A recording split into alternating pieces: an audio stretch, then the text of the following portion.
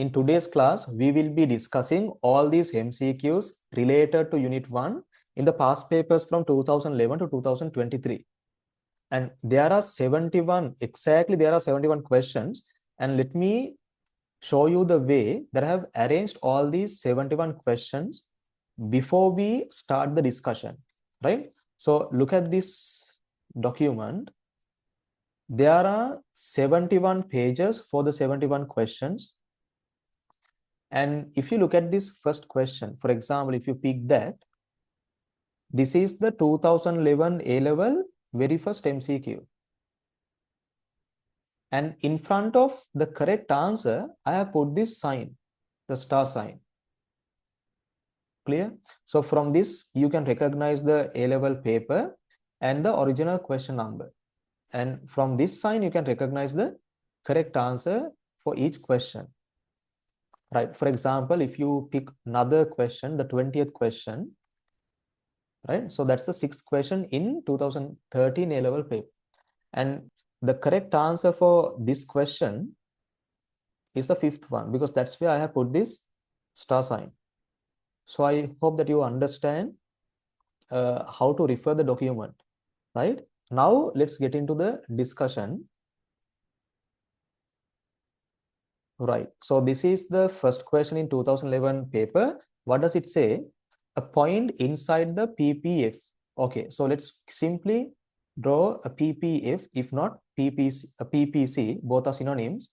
So a point inside this PPC, this is good X and this is good Y. The point inside the PPC can mainly represent three concepts, right? A point inside the PPC can represent three concepts. So what are these three concepts? The first one, let's say unemployment. Unemployment. The other one is connected with unemployment, but this is slightly different. The second one is underemployment, right? Underemployment. The third one is discrimination. It could be the discrimination based on gender, religion, or region, whatever, right? So a point inside the PPC has the ability to represent all these three concepts. Right. Now, keeping this in mind, we will get into the question again. A point inside the PPF, if not PPC, indicates some unemployed resources. See, as I mentioned earlier, unemployment is one thing that you can represent with the help of the PPC. If you plot a point inside that, it represents unemployment, if not underemployment or discrimination. So that's the answer. Second one, it says a point inside the production possibility frontier is unattainable. No, a point inside the PPC is 100% attainable. But if you look at this PPC, right, this is again good X and good Y. So if I plot a point outside the PPC, then that point which falls outside is unattainable. I mean, there's no possibility to produce at this point which falls outside the PPC. Clear? And one more thing that you need to keep in mind, a point on the PPC is also 100% attainable, right? A point on the PPC or a point that falls inside the PPC, these points are totally attainable points, but only the points that fall outside the PPC are unattainable. Right. The third option, a point inside the PPF is better than points on the production possibility frontier. So what does it say? The statement says that this point is, sorry, my mistake. The statement says that this point, which point? This one, right? This point is better than this point. No, always, if you compare 2 points, always the point that falls on the PPC is better than the point which falls inside the PPC, because if the production combination lies at a point somewhere here inside the PPC, this economy has so many unemployed resources, and even underemployment exists, and even discrimination exists in that economy. So a point on the PPC is always better than a point inside the PPC, and that's the correct version of the statement. But here they have given the opposite, so this is not the answer, right? This is also wrong, this is also wrong, but this one is the correct answer. Right, now look at the fourth one. It indicates full employed resources. No, full employment of resources can be illustrated, can be presented simply by plotting a point on the PPC, not by a point that falls inside the PPC. Hope you understand that. The fifth option, it says a point inside a production possibility frontier illustrates the idea of opportunity cost. So if I ask one question from you, how do we present this economic concept opportunity cost using a PPC? How do we present it? So this is how you can present the opportunity cost using a PPC. You construct the PPC, good X, good Y, and you need to plot one point and move it along the PPC. When you are moving along the PPC, maybe a downward movement like this, if not an upward movement like this. Either way, right, doesn't matter to which side it moves. So either way, you can represent the problem of opportunity cost. Right, now, to illustrate that further, I mean to explain that further, if I say that at this point, they produce 100 units of good Y and let's say 20 units of good X. And if they move from point A to point B, if they move, only if they move, right? So what could happen? The production of good Y, let's say it could decrease to 50 units. However, the production of good X get increased to, let's say, 25 units. So in order to increase the production of good X by 5 units, you have to sacrifice 50 units of good Y. And that sacrifice we recognize as the opportunity cost. So how do we present, once again, let me ask this question. How do we present the opportunity cost? Simply by moving a point along the PPC. Now, this is important. If you just plot a point inside the PPC and move it, let's say you move from point A to B. Now, this movement does not represent the concept opportunity cost. The movement should happen along the PPC. Clear? So, for example, in this case, it's A to B. If not, even if you take B to A, the same thing you can present. I mean, opportunity cost. You can present the opportunity cost even in that way. So it's not compulsory to move this downwards. Right. So I hope that you can understand all the 5 options provided in this question 1. We will move to the second one. Right. In the second question, it says, the branch of economics that studies the decisions of individual households. See that now the focus is given to this part, should be given to this part.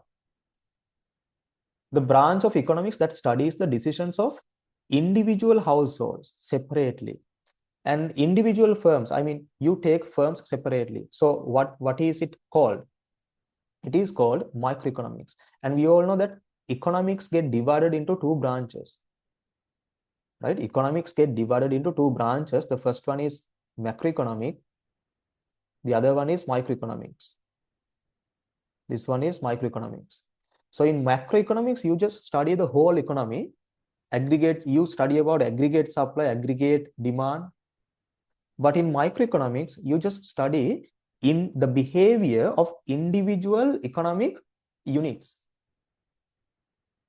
Right? So even in this one, it says that the study, it says the branch of economics that studies the decisions of individual households. So if you take each household separately and study that, then that's microeconomics. That's a part of microeconomics. Right? So it's not important to discuss the other options here because I told you the meaning of macroeconomics, but positive economics, normative economics, home economics, they are not relevant. So the answer is the second one, right? The answer is the second one. For the second question, it's the second one. So if you go for the third question, what does it say? Which of the following is a normative statement, right? So if the given statement is a normative one, there must be certain qualities in that statement. The first one, the first quality is it should be someone's opinion, right? It could be someone's opinion, and it should answer, I mean, this statement, the normative statement should answer to the question of what should happen. What should happen, right? What should happen. And these normative statements must be difficult to evaluate whether the statement is relevant or not. So it's difficult to differentiate, right? So it should be someone's opinion, and it should answer to the question of what should happen. And also, these are difficult to evaluate, right? So keeping all these points in mind, we will move to the first option. Economists classify economic resources as land, labor, capital, and entrepreneurship. See this? This is not an opinion. This is a fact. In economics, this is how we classify resources. So you can easily check the accuracy of this statement. You can do it easily because this is not an opinion, someone's opinion. This is a fact.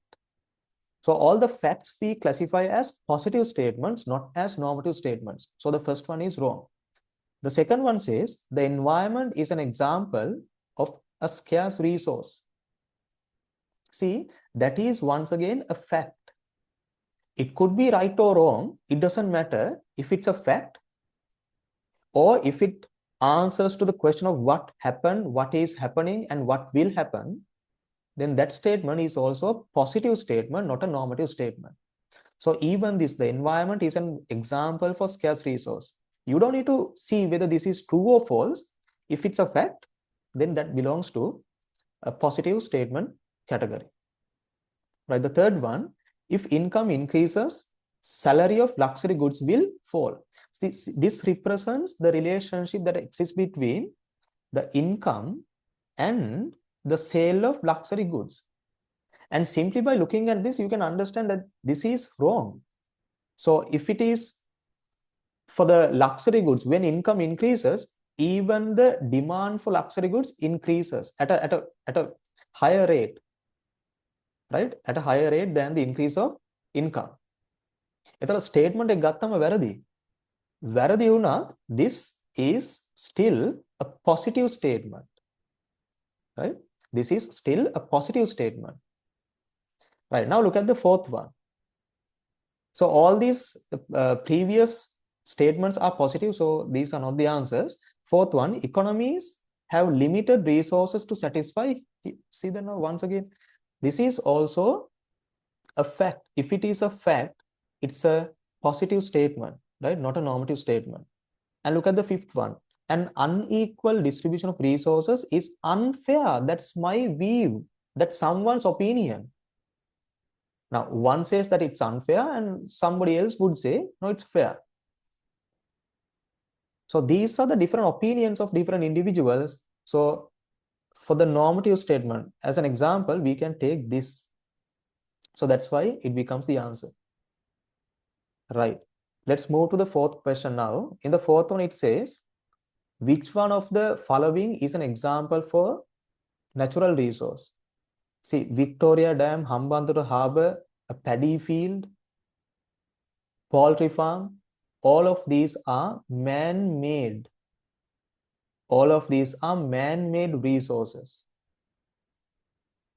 And if you need to recognize the example for natural resource, you need to look for the natural resources that get generated automatically without human intervention. So the example is Dunhida waterfall, because this is not something man-made, naturally occurred, right? So this is the answer. Move to the fifth one. An economic good is one which has an opportunity cost in production. If it is an economic good, mainly තියෙන්න ඕනේ මෙන්න මේ වගේ කතන්දර මොනවද?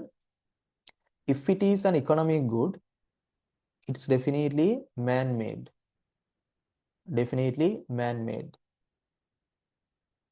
And they are produced using scarce resources.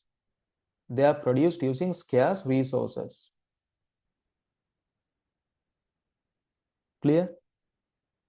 And Due to the usage of scarce resources, what happens when you produce one good, you will have to sacrifice another good.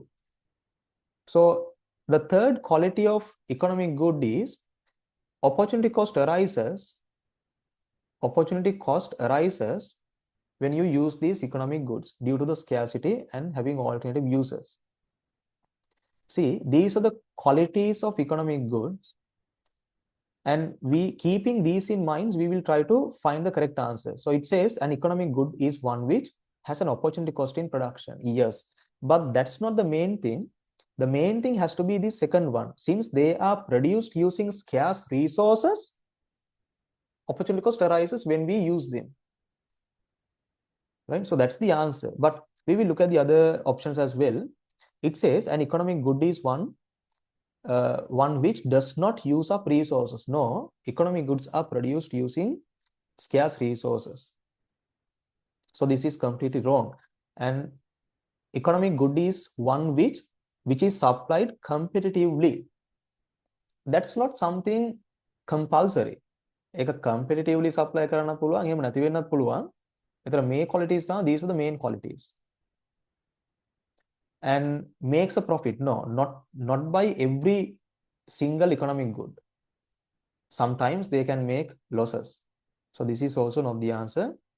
And it says an economic good is one which is available even at zero price. So zero, they may be available at zero price, because even if you look at this pizza example, when you purchase one pizza, there are some on some given days they offer another pizza for free. Clear? එතකොට price is zero, but that's not the main thing. And it says the economic good is one which is available even at a zero price. No, at times the price becomes zero, not always. They are not always available at zero price. So the main quality that we see in economic good is here, right? It's here. Opportunity cost is the main one, but it's not the main one actually. Scarcity, right? Using these economic goods have been produced using scarce resources, and as a result of that, opportunity cost arises. So from the 5, the most suitable is the first one. All right, now we will move to the next one. Question number 6, and this is an interesting question. So everyone, look at this. It says, the question 6 says, the diagram shows production possibility curves before and after technological advancements affecting the production of good X. Of course, we can realize that. See, the PPC has shifted to the right side from good X. Right? So this could be the reason for that, technical advancements that happens in the industry of good X.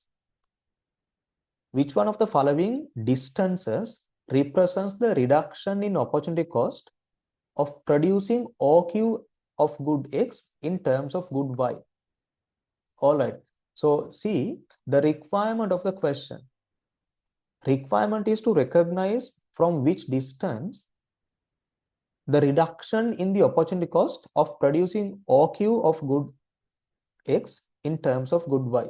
Of course, if you have only two goods, right? If you have only two goods, when you increase the production of one good, you sacrifice the production of the other good. So the opportunity cost of good X is presented in terms of good Y. And in a different question, if you need to calculate the production of good Y, that answer you present in terms of good X. Right. Look at the given options. But before we look at the given options, what is this OQ, amount of good X? Let's recognize that first. See, OQ is here, right? OQ, amount of good X. Okay. So what happens? Earlier, based on their first PPC, look at this one. Based on the first PPC, their sacrifice of good Y is this much, from this point to this point. Let me repeat that part again. previously, before the technological advancement happens, so the relevant PPC is this one, which is inside. So according to the previous PPC, when they produce OQ amount of good X, they have sacrificed JN amount of good Y initially. But later on, when the technological advancements happen, when they produce good X by OQ amount, their sacrifice of good Y is only this much. The sacrifice is only this much. See, the previous sacrifice, if not the previous opportunity cost, is this much. But the new opportunity cost is only this much. So what has happened to the opportunity cost? As a result of technological advancements, what has happened to the opportunity cost? Opportunity cost has decreased from this level to, right? It has decreased from this level to this level. So opportunity cost has reduced by how much? From this amount, MN amount. And what do they ask us to recognize in the question? See, which one of the following distances represents the reduction in the opportunity cost? So the reduction is presented by MN distance. So that's why this becomes the answer, right? So third one is the answer for the question number 6. Right, now we will move to question number 7. In question 7, it says, an economic system characterized by private ownership of factors of production, simply private ownership of properties, market allocation of resources, which means price mechanism, and decentralized decision making. So these are the main qualities of which economic system? Of a free market economic system. So the answer for the question 7 is the first one. And in traditional economies, we do not have private property ownership. The properties are owned collectively, and they do not use price mechanism to allocate the resources. So this will never be the answer, right? Social market economy. In a social market economy, what happens? In a social market economy, we use both price mechanism and, I mean, even if we use price mechanism, the government influence is really high in social market economies. But the given question doesn't mention about the government intervention, right? The question only mentions the main characteristics of the market economy. So social market economy වෙන්න තිබුණා මේකේ තව ටිකක් ලියලා තිබුණා නම් that the government influence is really high when deciding the prices, and the government try to safeguard the, so if you find those data in the given question, and you could have selected this one, social market economy, but not now. So in command economy, you find the total opposite of these qualities. The properties are owned by the public sector, not by the private sector. Only the labor is owned by the private sector, right? Labor owned by the private sector, that's all. And they do not use market allocation. They instead, I mean, they don't use price mechanism. Instead, they use planning mechanism. And the decentralized decision will never be applied in command economic systems. There, the decision-making process is centralized, and the institute that is making these decisions we recognize as CPA, right? So Central Planning Authority. So the decision making is centralized here. And centrally planned keyword, command keyword, both are same. So the answer for the question 7 is the first one. All right, now look at this 8th one. It says, when the price mechanism is used to allocate resources, okay, when the price mechanism is used to allocate resources, market prices must rise. එහෙම එකක් නෑ. මොකද price mechanism තිබ්බ නිසාම price doesn't increase, right? And then it says, market prices are usually regulated by the central government. No, the market prices will be regulated by the central government if it's a social market economy. Clear? If it's a social market economy. The third one, when the price mechanism is used, see, that is not the main point here. They say that the price mechanism is used. If price mechanism is used, the government will not influence unless it is a social market economy. So normally it doesn't happen. So that's why this is wrong. Right. Third one are solely determined by the production cost. The statement says that the market prices are solely determined by the production cost. No, the rational producers look for several other factors when they decide the market prices of goods. So do not respond to the changes in demand. No, if price mechanism is used, price mechanism always responds to the changes in demand. Not only the changes in demand, even it changes, the price mechanism changes prices based on the supply as well. Now the fifth one, it says when the price mechanism is used, the market prices signal to producers the strength and demand of supply. Of course, we know if it's a market economy, these prices can have three abilities. They have three abilities actually. So what are the three abilities? The first ability is signaling function. I mean, the prices have the ability to provide signals to the decision-making units. Second one, the second main function of price in a market economy is rationing function. The third one is incentive function, right? So signaling function, rationing function, incentive function are the three functions or are the three abilities that this price has in a market economy. ඒතර ඒ තුනේ එකක් තමයි මේ කියන්නේ. මොකද්ද? Price signals to the producers about the strength and the demand of supply. So that's the correct answer then. All right. So we will move to the ninth question. One of the main points of prices in a market economy is to see that now again the same thing. Mama kiwa that there are three functions, there are three abilities. The first one is signaling function. The price has the ability to provide signals to the decision-making units. The second one is rationing function, and that's where we allocate scarce resources in different production activities. Right? The third one is incentive function. Right? Incentive function. එතන මේ functions තුනෙන් මෙතන තියෙනවා එකක්. පළවෙනි එක මොකද්ද? Main functions of price in a market economy is to allocate scarce resources, if not rationing function. Right? Rationing function. Right? The second one, provide a mechanism for firms to make profits. Now, a price එක function එකක් නෙමෙයි. Price has only three main functions. Third one, improve economic stability. දැන් මේවා ඇත්තටම තේරුමක් නැහැ කතා කරලා. මොකද හේතුව මේ දීලා තියෙන ප්‍රශ්න කිසිම අදාළත්වයක් නැති options නිසා we can skip them. තියෙන්නේ තුනයි. right? ඒ තුන එකක් නෙමෙයි. එතකොට prices වලින් economic stability එක improve වෙන්නේ නැහැ. right? The fourth one, improve the distribution of income. The price mechanism does not improve the distribution.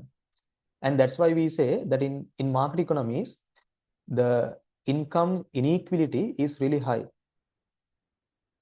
The fifth one, one main function of price in market economy is to determine the elasticity of කිසිම අදාළත්වයක් නැති options, right?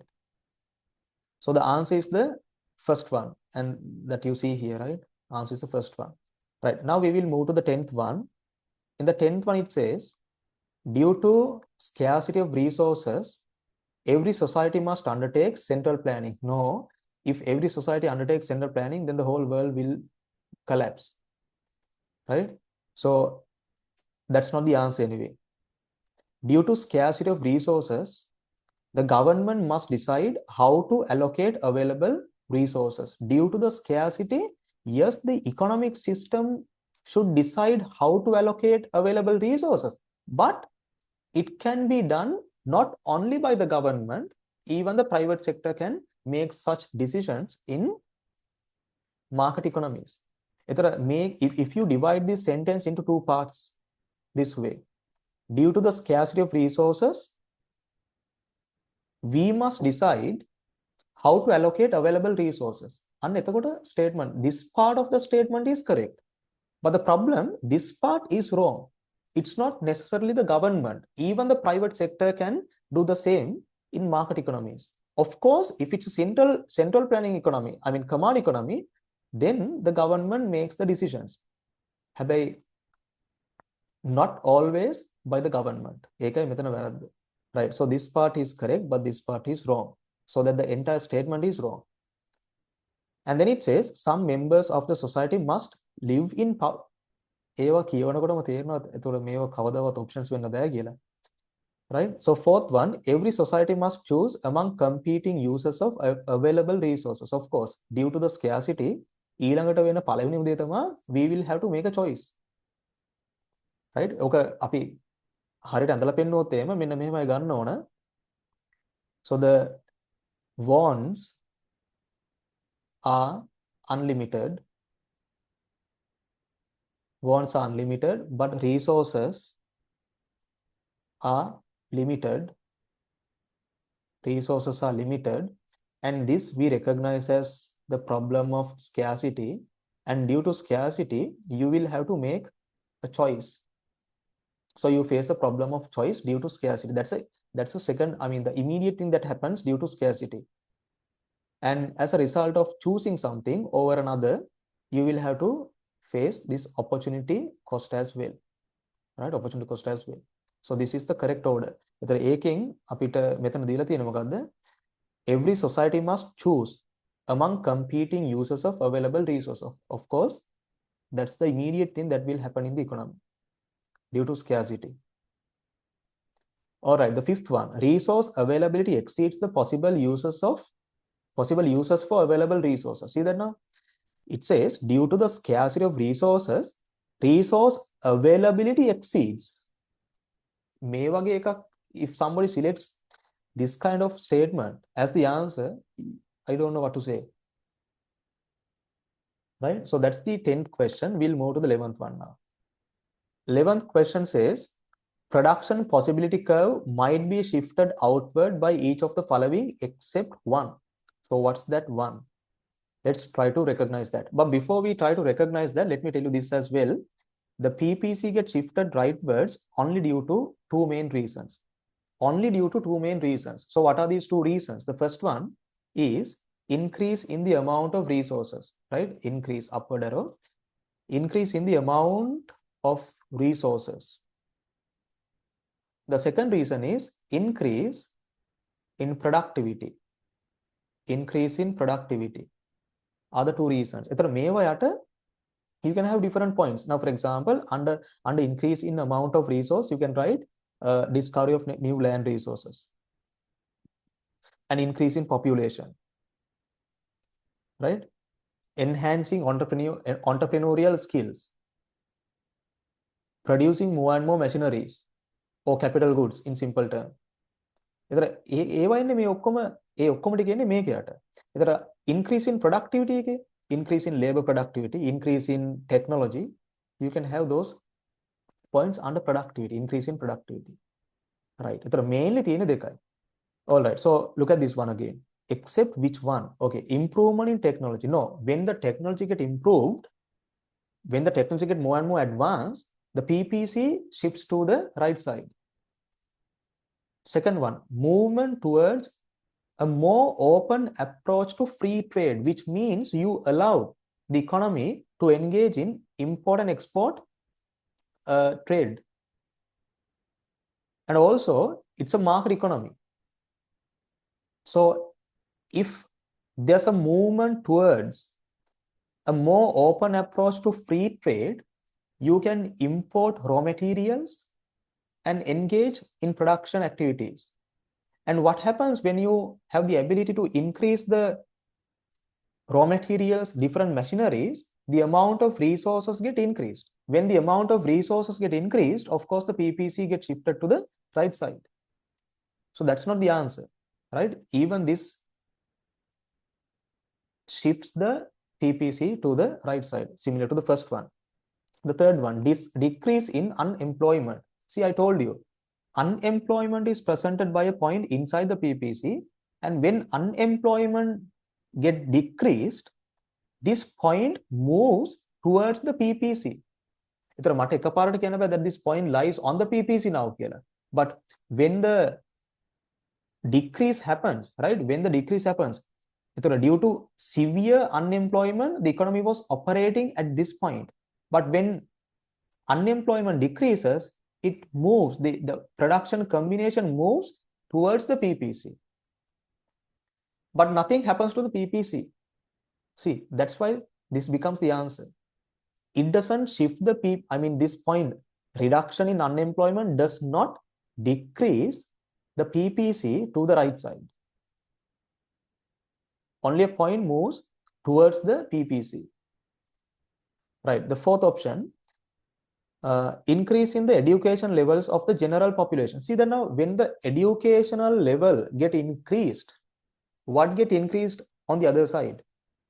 Human capital or the productivity of labor, they could improve. So when the human capital and the productivity of labor get increased, then this happens, the amount of resources get increased, and if the amount of resources get increased, the PPC shifts rightward. The fifth one, improvement of productivity. See that now, I told you that. So due to increase in productivity, PPC definitely shifts rightwards. Okay, the 12th question, it says, if resources were perfectly substitutable in all activities, which one of the following would be true? Okay, if resources are perfectly substitutable to each other, I mean, like, this is not difficult. Selecting the answer is very easy, right? So you just think, where did you hear this part? If resources were perfectly substitutable, or in other words, if resources are 100% identical, or maybe if resources are homogeneous, what will happen? Where did you learn that? In the PPC lesson, right? In the PPC lesson. So in the PPC lesson, we say that we have 3 different shapes for a PPC. So what are these 3 shapes? Straight line, concave to the origin, convex to the origin. And if resources are perfectly substitutable, or if they are homogeneous, the PPC takes this shape. But why? Because when resources are perfectly substitutable, marginal opportunity cost remains same. So if marginal opportunity cost remains same, the PPC takes this shape, straight line shape. ඒතර ඕක හොයාගන්න එක nothing, answer එක හොයාගන්න එක nothing. Right? Production possibility curve would be a straight line. But we will look at the other options as well. The first one says output of all goods could be increased at 0 opportunity cost. See that now? I didn't say that opportunity cost is 0 if the resources are perfectly substitutable. Clear? There will be an opportunity cost, but that opportunity cost remains same at every point. So it's not 0. Right, the second one we discussed. Third one, specialization and mutually beneficial trade. There are 2 things. One is specialization, the other one is mutually beneficial trade. Would be impossible. Just because you have perfectly substitutable resources, it doesn't mean that there's no mutual benefits if the economy engages in international trade. එහෙම කියන්න බෑ. Right? Specialization and mutually beneficial trade can still occur. Right, so there's no such connection between the nature of resources and this point given. The fourth one, the fourth option, it says no country or individual would have a comparative advantage in, let's say, in economic activities. No, you will learn this in international trade lesson, right? This term comparative advantage and then absolute advantage, these are related concepts.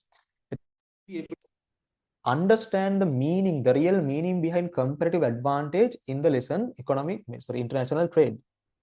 But until we get there, right, as I mentioned here, comparative advantage can still exist, and resources, even if resources are perfectly substitutable, right? Comparative advantage can occur in based on other factors, right? The fifth one says scarcity of resources would be eliminated. No, scarcity is something that nobody can solve or nobody can eliminate that. Even if the resources are perfectly substitutable, resources are still scarce. So that's the answer for the 12th. All right, so let's move to the 13th question. Which one of the following would be a microeconomic topic? A general rise in interest rates, which means the whole set of interest rates get increased. The general rise in interest rates. And this we recognize as a macroeconomic topic, not as a microeconomic topic. Because it's about the general rise in interest rates. It affects to the whole economy at once. A drop in the inflation rate. Inflation is calculated for the given economy. So even that is a part of macroeconomics, not a part of microeconomics. Third one, an increase in GDP in USA. See that now? The same thing. Increase in GDP, gross domestic product. It affects to the whole economy, whole country. So that is also a part of macroeconomics. A drop in Sri Lanka's unemployment rate. Unemployment rate in the entire economy is also macroeconomic concept. The fifth one, an increase in the price of milk powder. See, out of the millions of products available, you only look at the milk powder price. You have selected this individual product, milk powder. You haven't considered the whole production, only the product milk powder. That's it. Right. So answer is this, because it evaluates the price of one individual product. That's the reason. 14th. A free good has which one of the following characteristics? See that now, previously in 2011 paper, as I remember, they talk about the economic goods. Now it's about free goods, which means non-economic goods. Nato free goods buy one get one free free. That's not the free good. In economics, free goods refers to non-economic goods. Main quality they are not produced using scarce resources.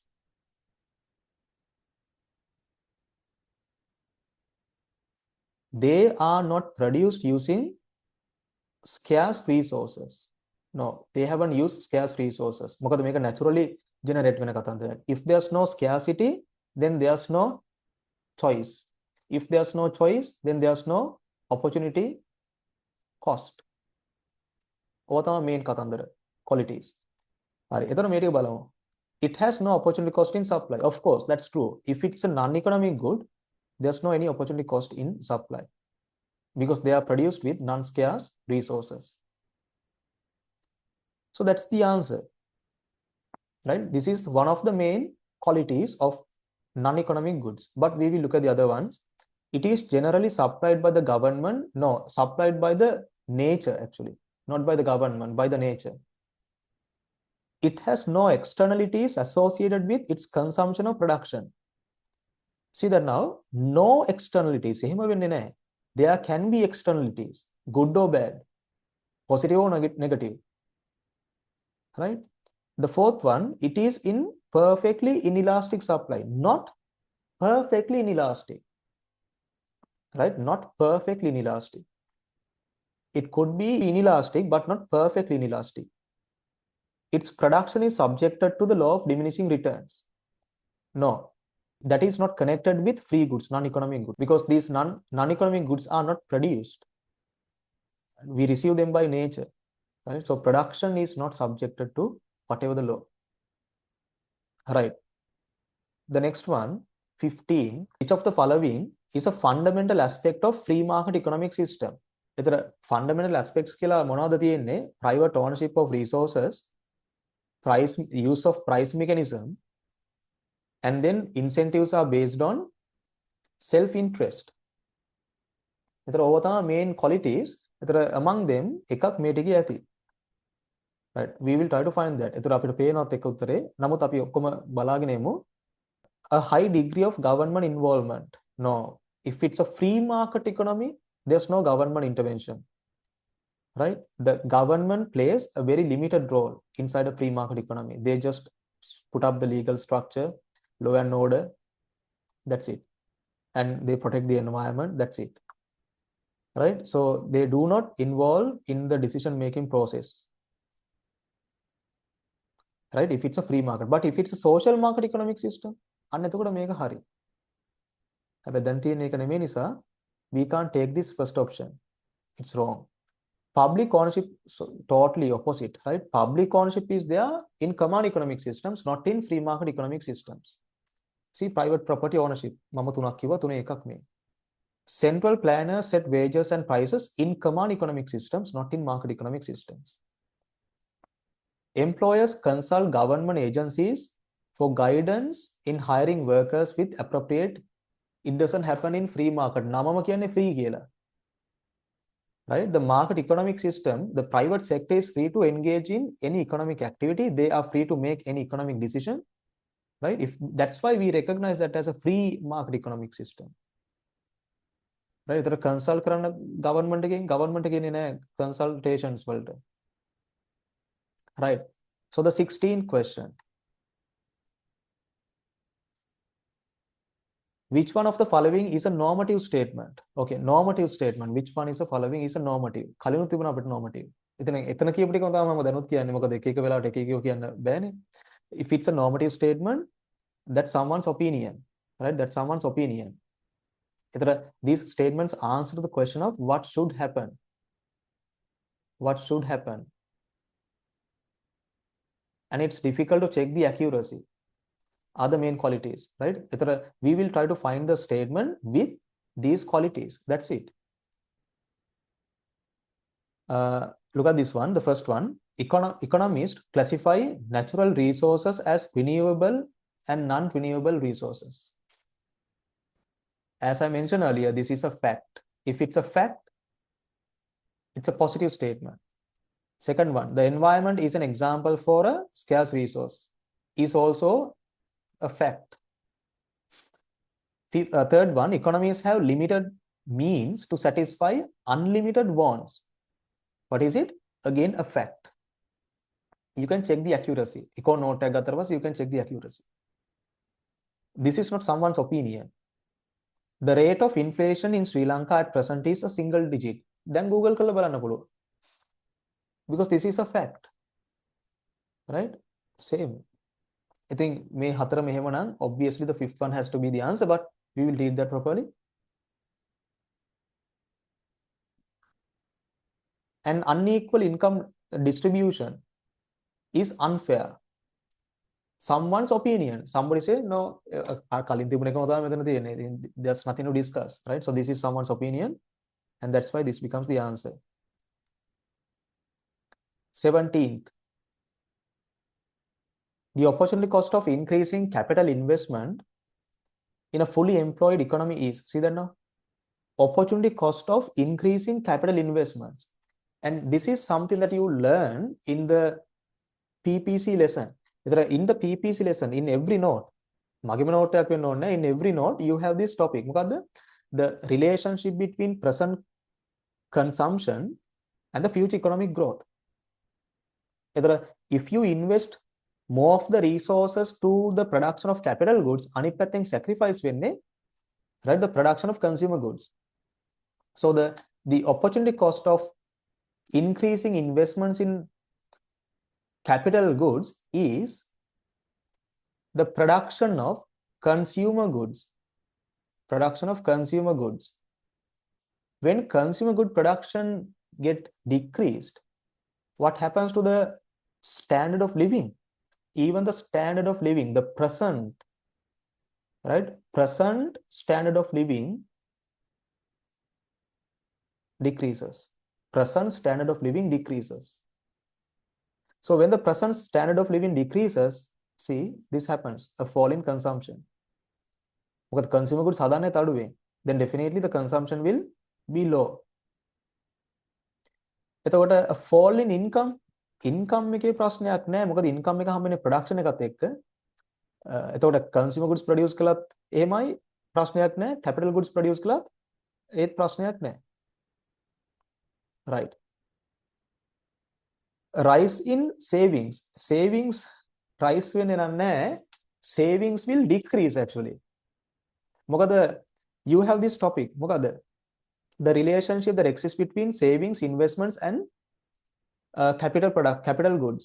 So capital goods are produced from this process which we recognize as investments, and to make the investments we find funds from savings. එතකොට when you increase the investments in capital goods, your savings will decrease. මොකද savings වලින් අරගෙන තමයි we make investments in capital goods. එතකොට a rise in savings කියන එක වැරදි. A fall in savings කිව්වනම් yes, we could have taken that as the answer. හැබැයි මෙතනදී answer is the first one. හැබැයි මෙතන fall කියලා තිබුණා, even that will be one answer. A rise in the rate of interest. See that now, rise in the rate of interest is also not directly connected with capital investments. එතකොට ඒකේ opportunity cost එක නේ අහන්නේ. එතකොට opportunity cost එක මේක නෙමෙයි.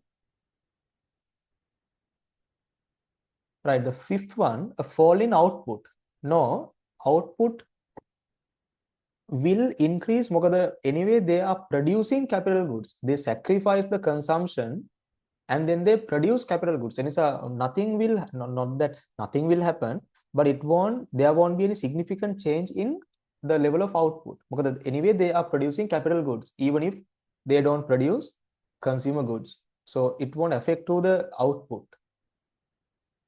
So the opportunity cost is this, right? Opportunity cost is this, a fall in consumption. Right. 18th question. The term transition economy is used to describe a country that is moving from, let's complete that, a country that is moving from command economic system to free market economic system. So during this period, we recognize that economy as a transition economy. Right. That's the main point. Command economic system එකකින් market economic system එකට එනවා. Right. The term transition economy is used to describe adopting capital intensive methods in. See that now I can't explain this one. Then මේකට මෙහෙම නොවෙන්නේ I can't explain that because it's totally irrelevant. Right. Second one, moving from central planning towards market is true. මම කිව්වේ නම් command economic system to free market, but the same idea you find here. It's the same idea. Third one, moving from low income category to middle income category. නෑ එහෙම එකක් වෙන්නේ නෑ. එහෙම වුණාට transition එහෙම එකක් වෙන්න පුළුවන්, but then we won't label that economy as a transition economy. We won't do that here. Right. The fourth one, replacing a trade deficit with a trade surplus. ඒ කිසිම අදාළත්වයක් නැති කතන්දර ඔයාලට තේරෙනවනේ. Moving from a traditional economy towards a central planning economy. Not from traditional to central planning, from central planning to free market. So this is also wrong. Then this is the answer. Okay, 19th question. Which one of the following, one of the important characteristics of a centrally planned economic system is, okay, so before we look at the answers, what are the main characteristics of centrally planned economies? එකක් තමයි ඔය කියප එක. මොකද්ද? Centrally planned. Right? The mechanism කියප එක මොකද්ද? Centrally planned. ඉතින් ඒකම තමයි quality එක. ඒ කියන්නේ the economy, all the economic decisions are taken by the CPA, centrally planned. That is one main quality, right? Decisions are taken by the government through CPA. එතකොට resources are owned by the public sector. Resources are owned by the public sector, and government plays a main role.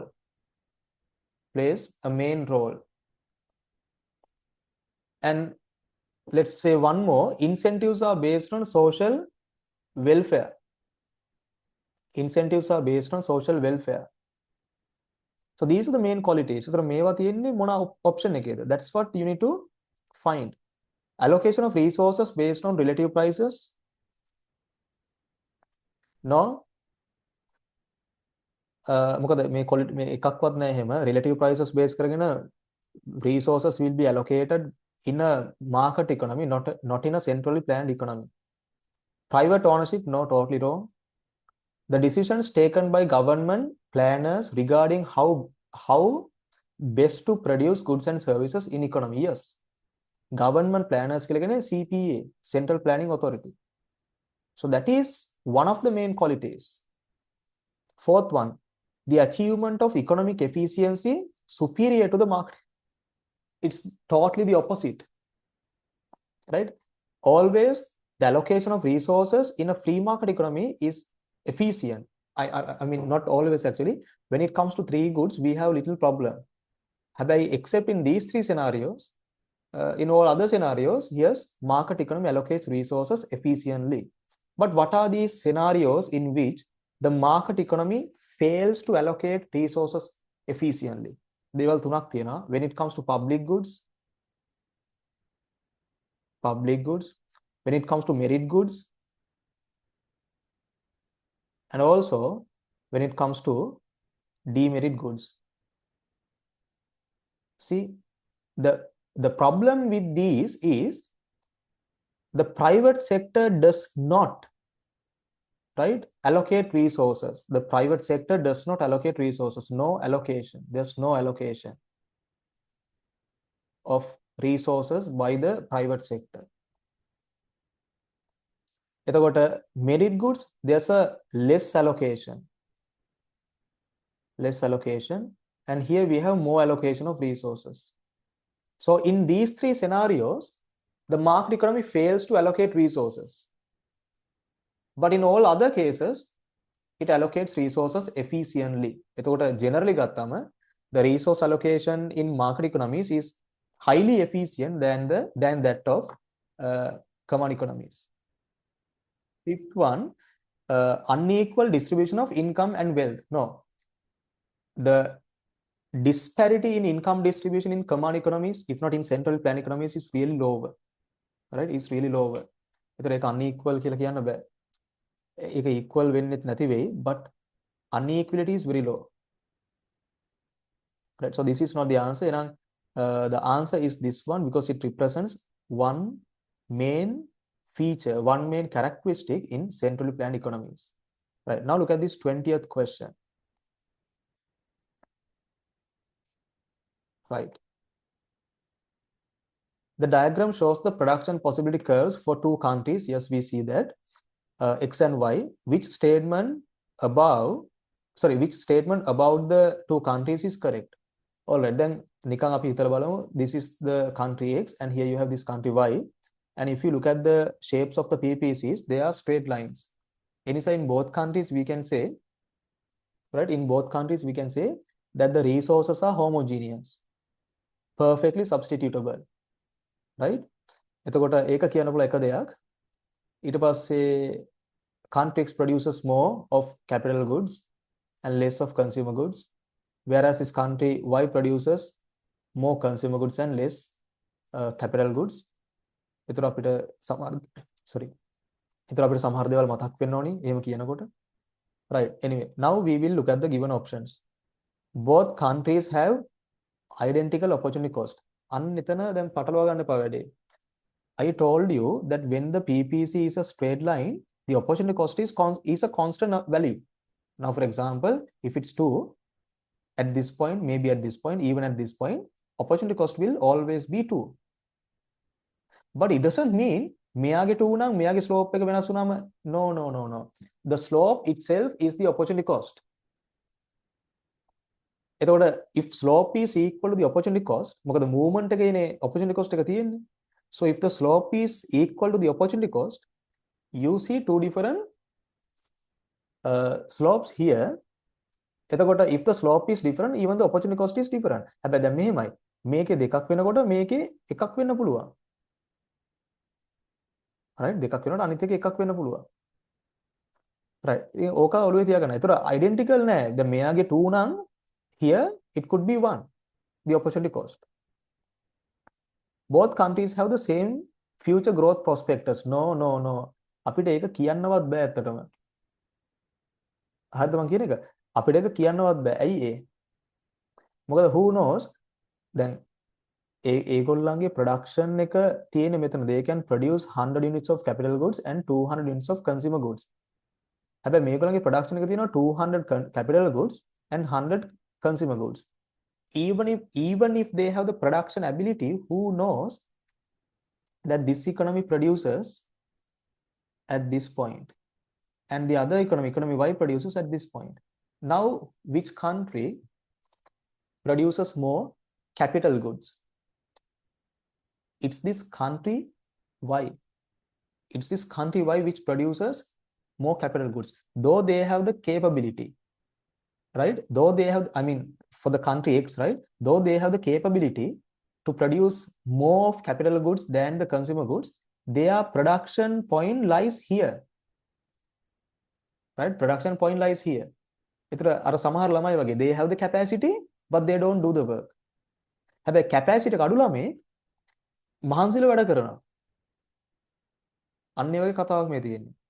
ඒ නිසා ඒක අපිට කියන්න බෑ without knowing, right? Without knowing the production combination. On a production combination mark කරලා තිබ්බනම් of course we could have recognized whether the two countries have the same growth prospectus in the future. දීලා නැති නිසා we can't say simply by looking at these points we can't say that. Okay, the next one. The opportunity costs are increasing in both countries. No, it's not increasing. If it is increasing, මෙහෙම එකක් ඇඳලා country X country Y කියලා දාලා එවන්න ඕන. But this is not concave to the origin, so that the opportunity cost is not increasing in the two countries. So that's wrong. Fourth one, the two countries can never produce the same combination of, who knows that? What if they produce at this point, at the interception point? Then they are producing the exact same combination of goods. So this is wrong. Country X has a higher opportunity cost than country Y in producing consumer goods. එකක් බලමු. Now for example, if you calculate this, there's no need to calculate. හැබැයි මම calculate කරලා පෙන්නන්න. Country X has a higher opportunity cost than country Y in producing consumer goods. So when you calculate the opportunity cost of consumer goods, all right, let's calculate the marginal opportunity cost. When you calculate the marginal opportunity cost of producing consumer goods in the two countries,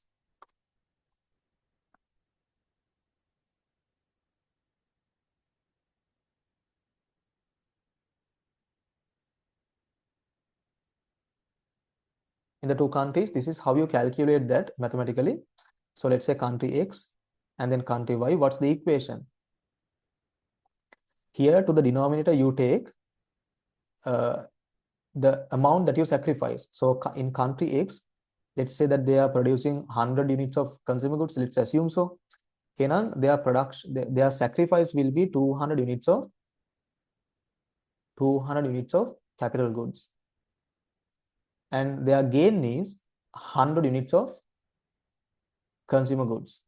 But in country Y, they sacrifice 100 units of capital goods to produce 200 units of consumer goods. Now let's calculate the opportunity cost.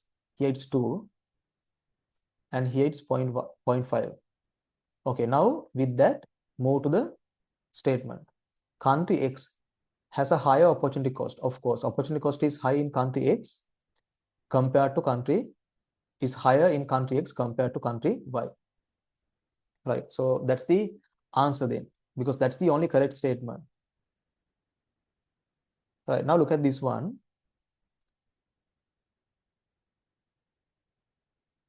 Question 21. 2014 A-level paper question 1, right? Economics is the study of what? The human behavior, right? The behavior they practice when they make decisions to manage this problem of scarcity, right? So that study we recognize as economics. Keeping that idea in mind, we will read all these given options. Scarcity of resources and food. See, it says that from the economics we study about the scarcity of resources and full employment. Yes, of course, mamama kiwa that we study about scarcity. It's true. Habai, not mainly the full employment.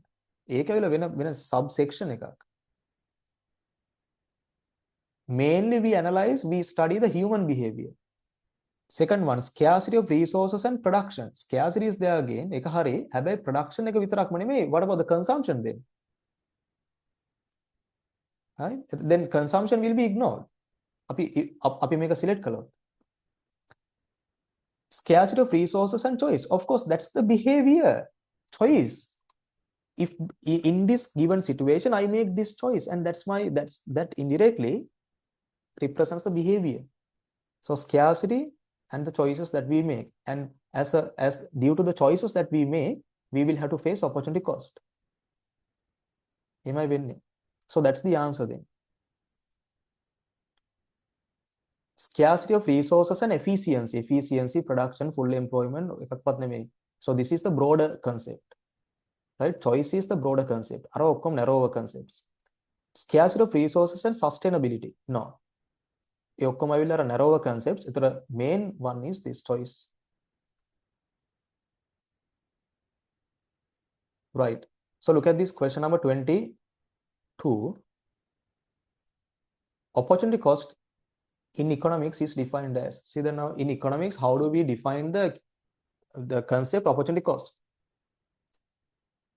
That's the second best alternative that we sacrifice, right? The second best alternative that we sacrifice, we recognize as the opportunity cost of the selected alternative. Other opportunities. This is tricky, so be careful. Imagine that you have 5 options, right? Let's say that from 3 to 5, you are here in the class. අපි එහෙම හිතමුකෝ. ඔයා මේක බලන වෙලාව නැත්නම් මොකක් හරි මේ time slot එක you have allocated to take part in the class. Clear?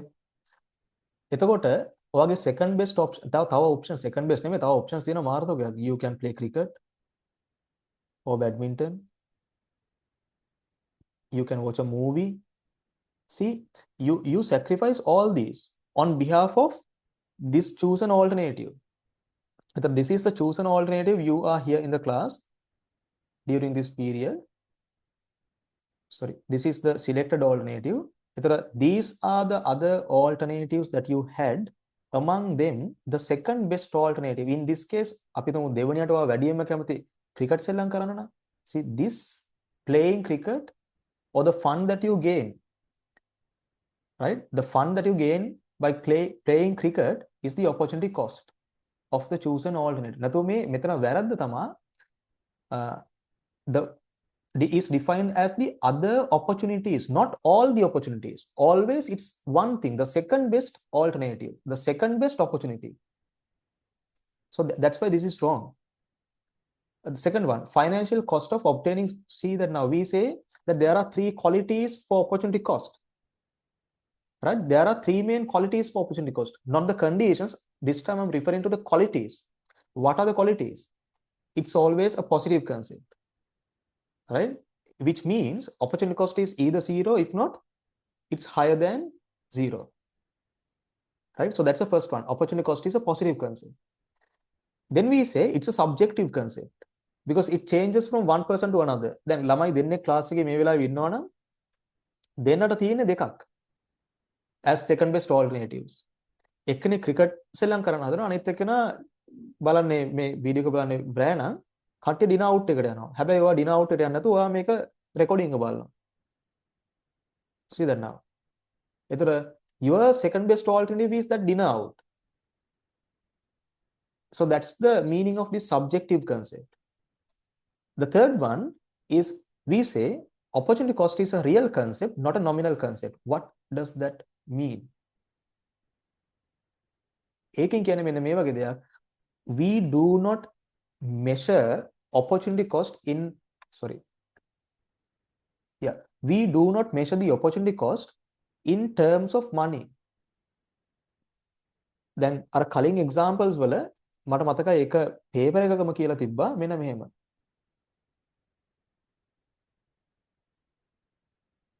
Look at this question. It says the opportunity cost of producing OQ of good X in terms of good Y, which means we evaluate the opportunity cost of one good in terms of the other good, not by a financial value.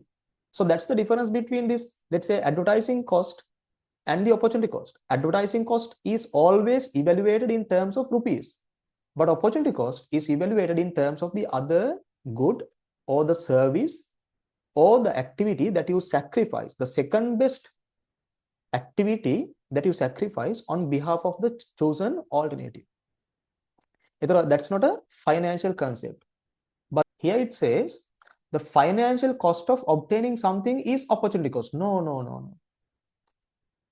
Right? It's not financial cost. It's a real cost, right? Measured in terms of the other good or the service or maybe the activity. The third option says the cost of time of obtaining something. The cost of time for obtaining. The Lanka queue one tarantino Mokakari queue etendula balangina. Is that the opportunity cost of whatever the thing that you do? No, it's always a second best alternative. Fourth one, the total fixed and variable costs of obtaining something. The total fixed and variable cost of obtaining something could be opportunity cost.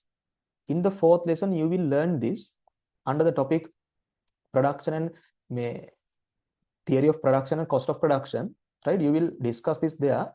But more than that, we have a clear-cut answer here. The value of the best alternative, the second best means the best alternative, sacrifice for something for obtaining something. This is the most suitable.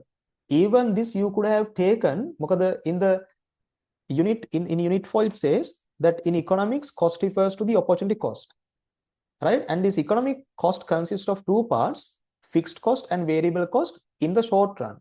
You will learn this in the fourth unit. But more than that, we have a very good definition here in the fifth option. So that's why it becomes the answer. Right. 23rd one. Out of the following, choose the correct answer that shows the correct features of an economic good. Then එකම කතන්දරේ repeat වෙනවනේ. ඔයාලට තේරෙනවනේ අපි 2011 වලින් පටන් ගත්තේ. This is just 2014 A level. මේ දැනුත් repeat වෙනවා. හරිද? මේ දැනුත් repeat වෙනවා. එතකොට අපි කතා කරමු එකම concepts ටික. පළවෙනිම දේ මොකද්ද? මම කිව්වේ these are not produced with scarce resources, non-scarce resources, non-scarce. So no opportunity cost. Non-scarce නම් no opportunity cost. Opportunity cost වලට එන කලින් no need to make choices. No choices නම් no opportunity cost. No choices, no opportunity costs. Supply is decided by the nature, other qualities. දැන් අපි බලමු. Choose the correct answer that shows the correct features of an economic good. එතකොට දැන් මම මේ ලියුවේ ඇත්තටම non economic. හරිද? non economic goods වල කලින් තිබ්බා. මේකේ අනිත් පැත්ත තියෙන simply. මේ තියෙන non economic goods. Non economic goods. On the other side, economic goods. So simply you can copy it here and then delete this. and I replace that with man-made. Okay. Now you see the qualities of economic goods. Existence of production cost. Oh, මොකද scarce resources වලින් තමයි මේක produce කරන්නේ. Existence of opportunity cost. Yes, true. That you see here. Consumer has to bear a cost. නෑ ඒක 100% true නෙමෙයි. මොකද buy one get one free නම් ප්‍රශ්නයක් නෑ. The fourth one, existence of increasing marginal cost. Sorry, existence of decreasing marginal cost. ඒක decrease increase කියලා අපිට එහෙම කියන්න බෑ. එකෙන් තුනෙන් එකක් වෙන්න පුළුවන්. මොකද්ද? Existence of constant marginal cost. එතකොට decreasing or increasing. එතකොට මේ දෙක හරියටම හරි. A and B. That's why it becomes the answer. Right, look at this one now. The functions of price in market economy are rationing and see that now I mentioned that there are three functions. First one is signaling function. Signaling function. Second one is rationing function. Rationing function. Third one is incentive function. There's no particular order. You can write anything. Incentive function. So incentive function. මේ තුන තමයි ඉතින් කොහේ ගියා තියෙන්න ඕන. The function of price in a market economy are මෙතන තියෙන්නේ එකයි. So this is wrong. Signaling, providing incentives and function as a measure of wealth. මේක නිසා වැරදි. Signaling function, providing incentives, yes. Functioning as a store of value. මේ ඔයාලා පස්සේ ඉගෙන ගන්නවා in the lesson money and banking. මේ හැම එකක්ම these are the functions of a good money, right? ඒ කියන්නේ රුපී හොඳයි නම් රුපී වලට මේ ඔක්කොම කරගන්න පුළුවන් වෙන්න ඕනේ. ඒතර මේක දැනට අපිට උවමනා නැහැ. Anyway, these are wrong. Providing incentives and functioning as a measure of value. Providing incentives and functioning as a measure of value. ප්‍රශ්නේ තියෙන්නේ ඒකෙත් මේක. So this part is wrong. Again, that is related to money. Fifth one, signaling, providing incentives and rationing. 100% true. All right, 25th.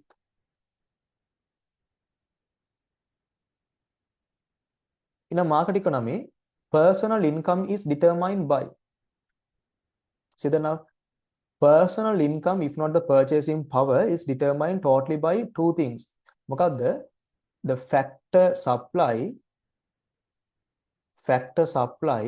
and factor price. Factor supply and factor price.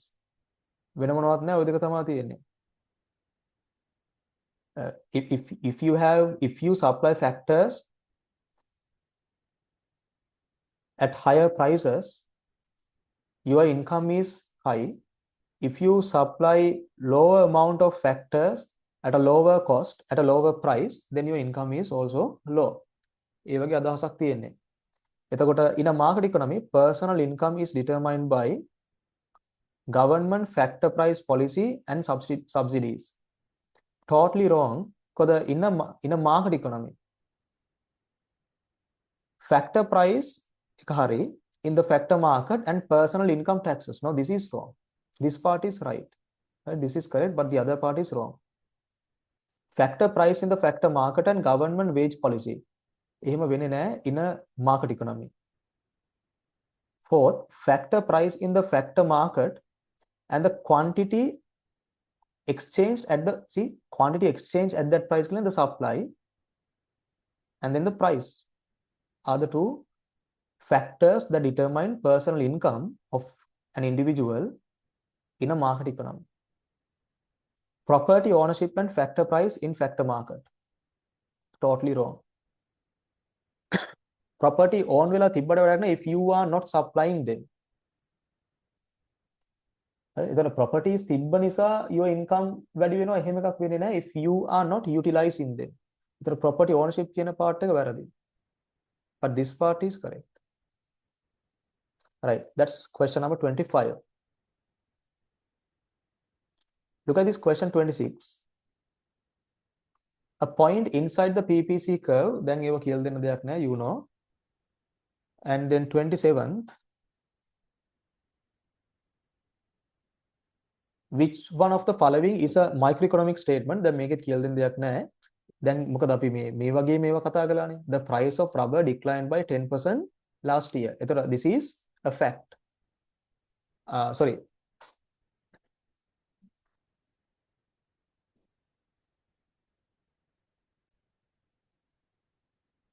The price of rubber declined by 10% last year. The price of rubber, out of the billions of goods and services that are available in the economy, we have selected this one good, rubber. There we study only about rubber, so that we study an individual component in the economy. So that's why it belongs to microeconomics. All right, that's why it belongs to microeconomics. Second one, unemployment was 58% of the labor force last year. Unemployment of the labor force, which is the entire thing, that belongs to macroeconomics. Macroeconomics. Third one, the real gross domestic product, GDP, increased by 7%. See that whole production get increased. Whole production are again macroeconomics. Right? This is macroeconomics. Fourth one, the general price level increased by 4% last year. General price level increased by 4% last year. The general price level means inflation. Again, macroeconomics. Right? Again, macroeconomics. The tax revenue of the government decreased by 8%. The tax revenue by the government, the whole tax revenue. Right? The whole tax revenue of the government get decreased now, whole thing. So that's the macroeconomic concept or a variable. Now answer is this first one. Right? Answer is the first one.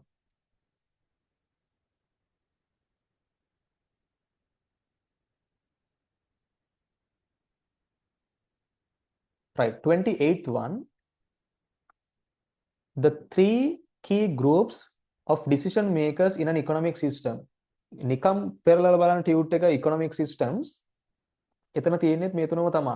We have households, business firms and then government. ඒවා තමයි main decision makers in an economic system. එතන inside households we have factor suppliers, right? And consumers also here inside the household. ඒ නිසා consumers like මොකද්ද factor suppliers like දෙකක් වෙන වෙනම දෙන්න දෙයක් නැහැ. Inside households we get both. එතකොට we have households, business firms, government are the three key groups of decision makers. Third one, business firms, there's nothing to read this, right? There are banks වගේ එකක් තියෙන්නේ මේක ඇතුලේ. Right. So second one is the answer. Look at this 29th one. The opportunity cost of a particular activity. Then keep our the opportunity cost of a particular activity is the same for everyone. No, it's a subjective concept. It includes both monetary costs and foregone income. It includes both. Natuwa, it is evaluated in terms of monetary. No. Right? The opportunity cost could include both monetary costs and foregone interest. But the problem, you might not be able to understand this thing. The real reason for that is this is not really, I mean, the whole question is related to unit 1, but this particular option is related to 4th unit again. In the 4th unit, you recognize cost, economic cost. When you calculate economic cost, we say economic cost is equal to opportunity cost. Opportunity cost. And earlier I told you that this opportunity cost consists of two components, fixed cost and then variable cost. Fixed cost and variable cost. If not, another classification is this, monetary costs and foregone income. Direct cost, again monetary cost, direct cost, indirect cost. Indirect cost. It can include both monetary costs and foregone income, but remember one thing, it is not evaluated in terms of rupees, right? It includes both rupee amounts and foregone income, and you will learn this in the 4th unit. right ඒතර මේ වගේ එකක් කොහොමත් මාස එකක් වෙන්න බෑ. right third and fourth දෙකම තියෙනවා second එකේ. measures the direct benefit of that act. No, the direct benefit we recognize as the utility. Right, 30th question. Along a country's production possibilities frontier, okay, see, maybe here or maybe here or maybe at a point somewhere here.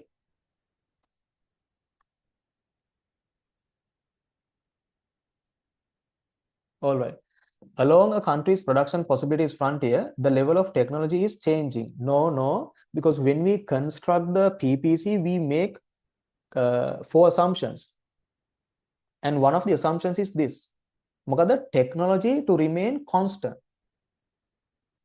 The level of technology remains constant, and the other 3, what matak වෙනවා මම කියන්නේ, the economy produces only 2 goods, economy utilizes its resources under full employment and full production, that's the second one, amount of resources to remain constant are the 4 assumptions. ඒතර අන්තිම එක තමයි මේ technology remains constant, right? ඒතර ඒව තමයි තියෙන assumptions. ඒතර we assume that technology remains same. ඒතර එහෙම it can't change then. More of one good can be produced without giving up producing some.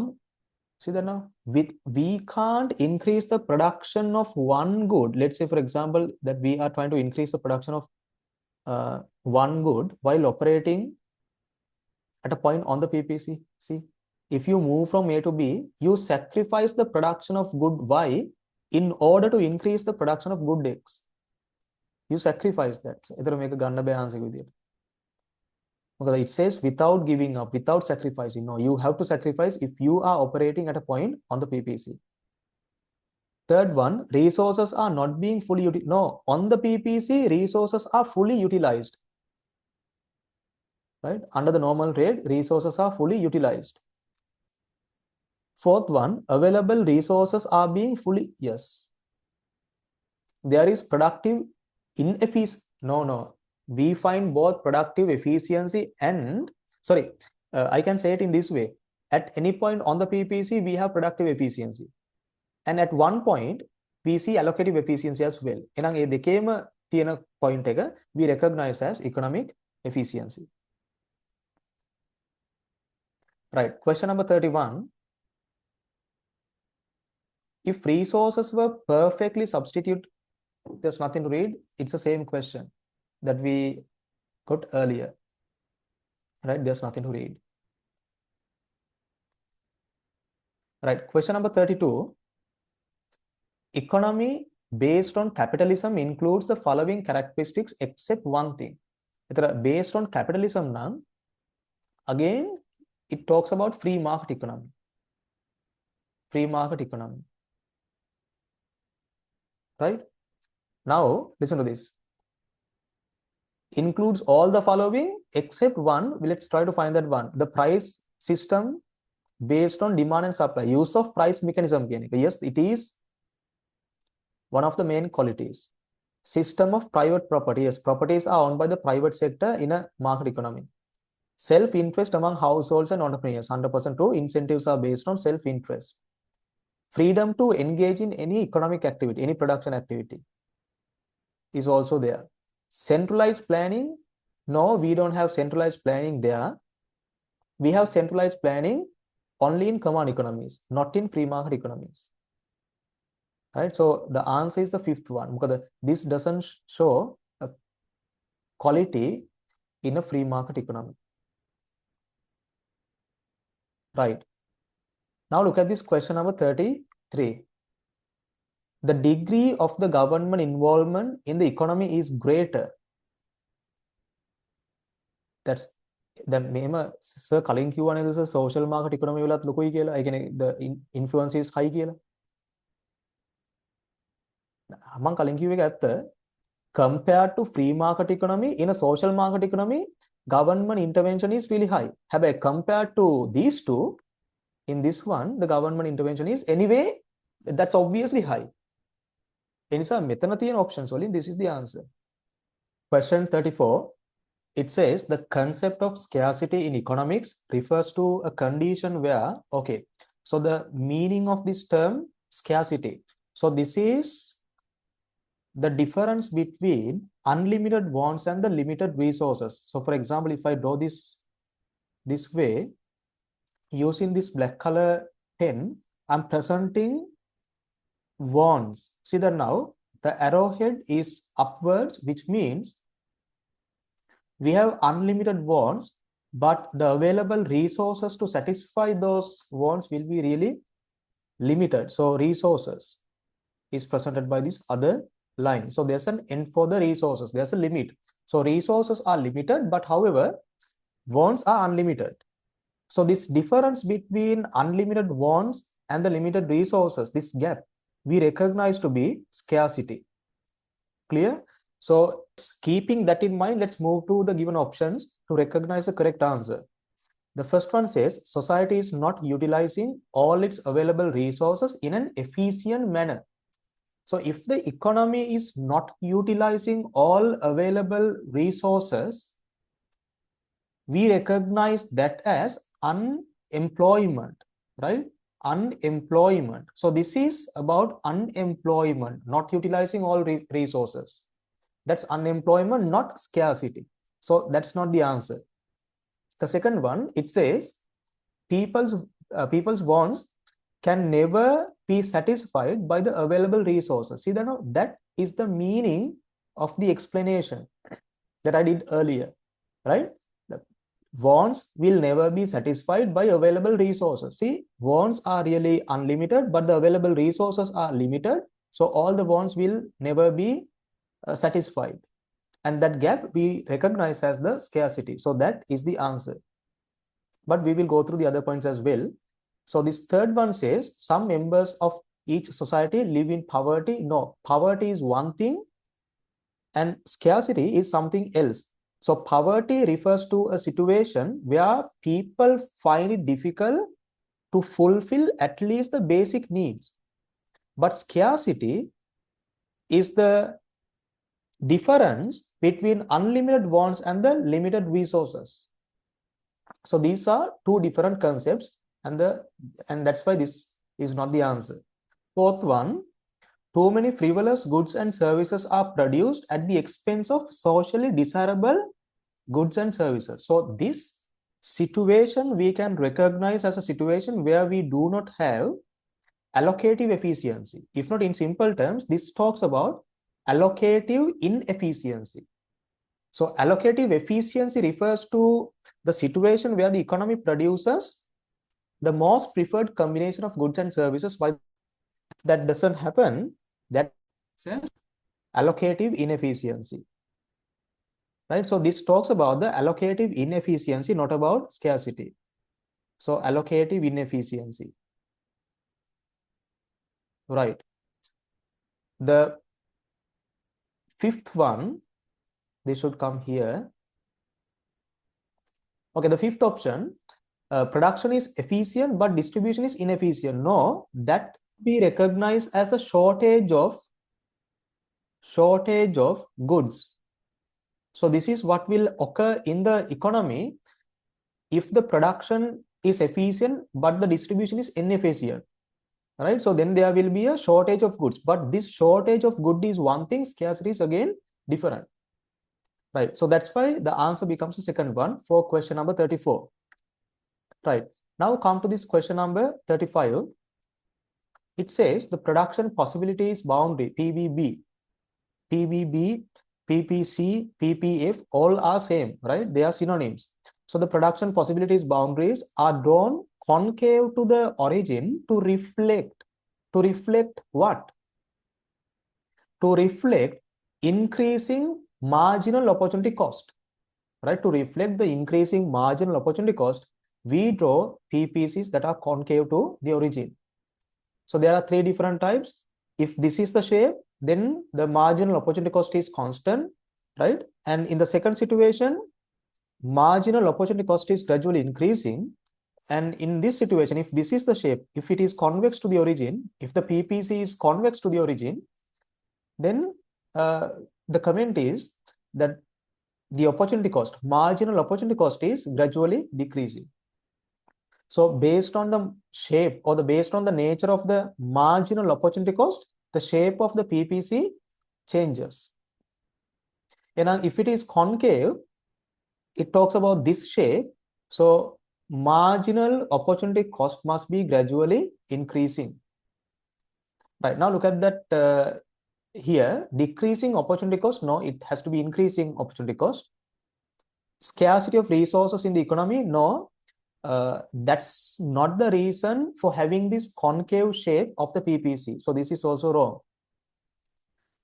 Constant opportunity cost of producing more of either good. Constant, if the opportunity cost is constant when producing one of the goods, then the PPC takes this straight line shape.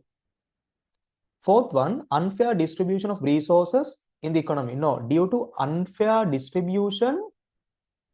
So this is not something that you have learned yet. You will find this in the last lesson, economic development, right? One before the last one. So there we say, if the distribution, income distribution is unfair, the gap between equidistributed line and the Lorentz curve will be really high. But that has nothing to do with the PPC, right? So the fifth one, increasing opportunity cost of producing more of either good. Yes, that's correct, right? When you increase the production of one good, the opportunity cost increases gradually, right? Opportunity cost or marginal opportunity cost, right? It increases gradually. And that's when you get this shape of PPC. Right, so that's about the question number 35. We will move to 36. In a free market economy, which of the following is incorrect? Okay, incorrect statement. Be careful about that. Prices allocate resources equally among competing production sectors in the economy. Remember, yes, it's true that we have this rationing function for price in a free market economy. But this statement given here, it says prices allocate resources equally among competing production sectors. And that part is wrong. Of course, price helps to allocate resources. If you have only this part of this sentence, then that part is correct. But when you take the whole sentence, it says that price helps to allocate resources equally among the competing production activities, which is wrong, right? Equally කියන වචන නිසා this is wrong. Since the question asks us to select the incorrect statement, this is the answer. And we will check the other options as well. Second option, prices indicate relative scarcities and the cost of production of goods and services, which is 100% true. The reason, if so many scarce resources have been used to produce one good, and if the cost is also high, then the prices may be high. And if the economic resources that are used to produce another good is low, then the cost of production will be low, so even the price will be low. So it's true that prices indicate relative scarcities and cost of production of goods and services. If the scarcity, if scarce resources are highly used, and if the cost of production is also high, then the price will be really high.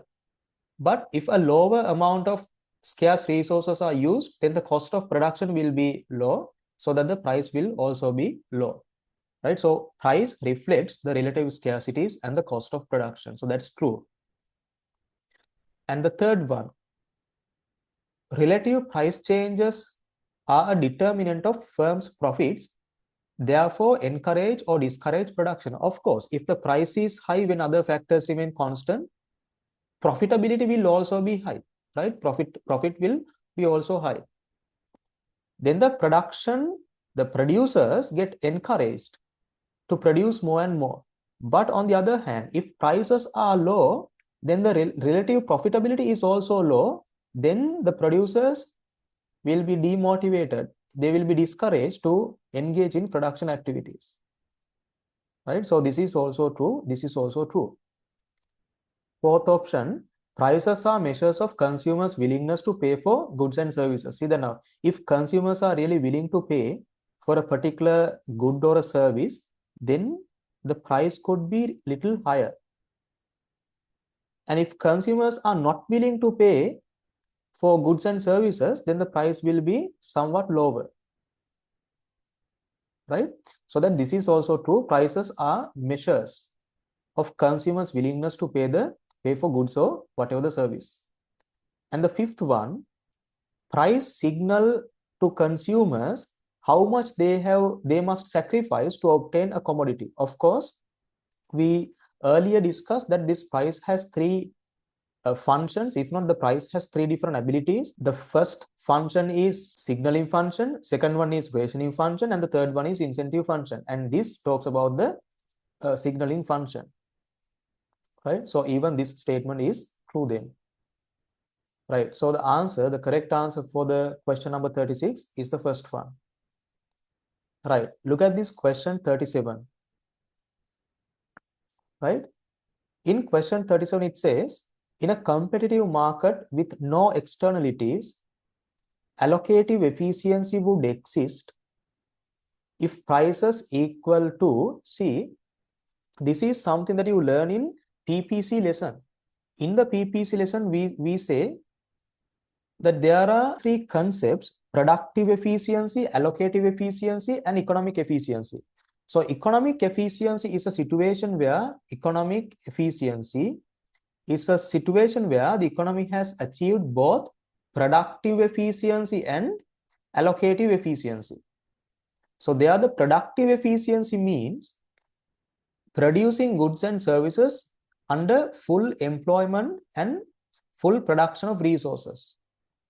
And allocative efficiency stands for a situation where the given economy produces the combination of goods that is most preferred by the society.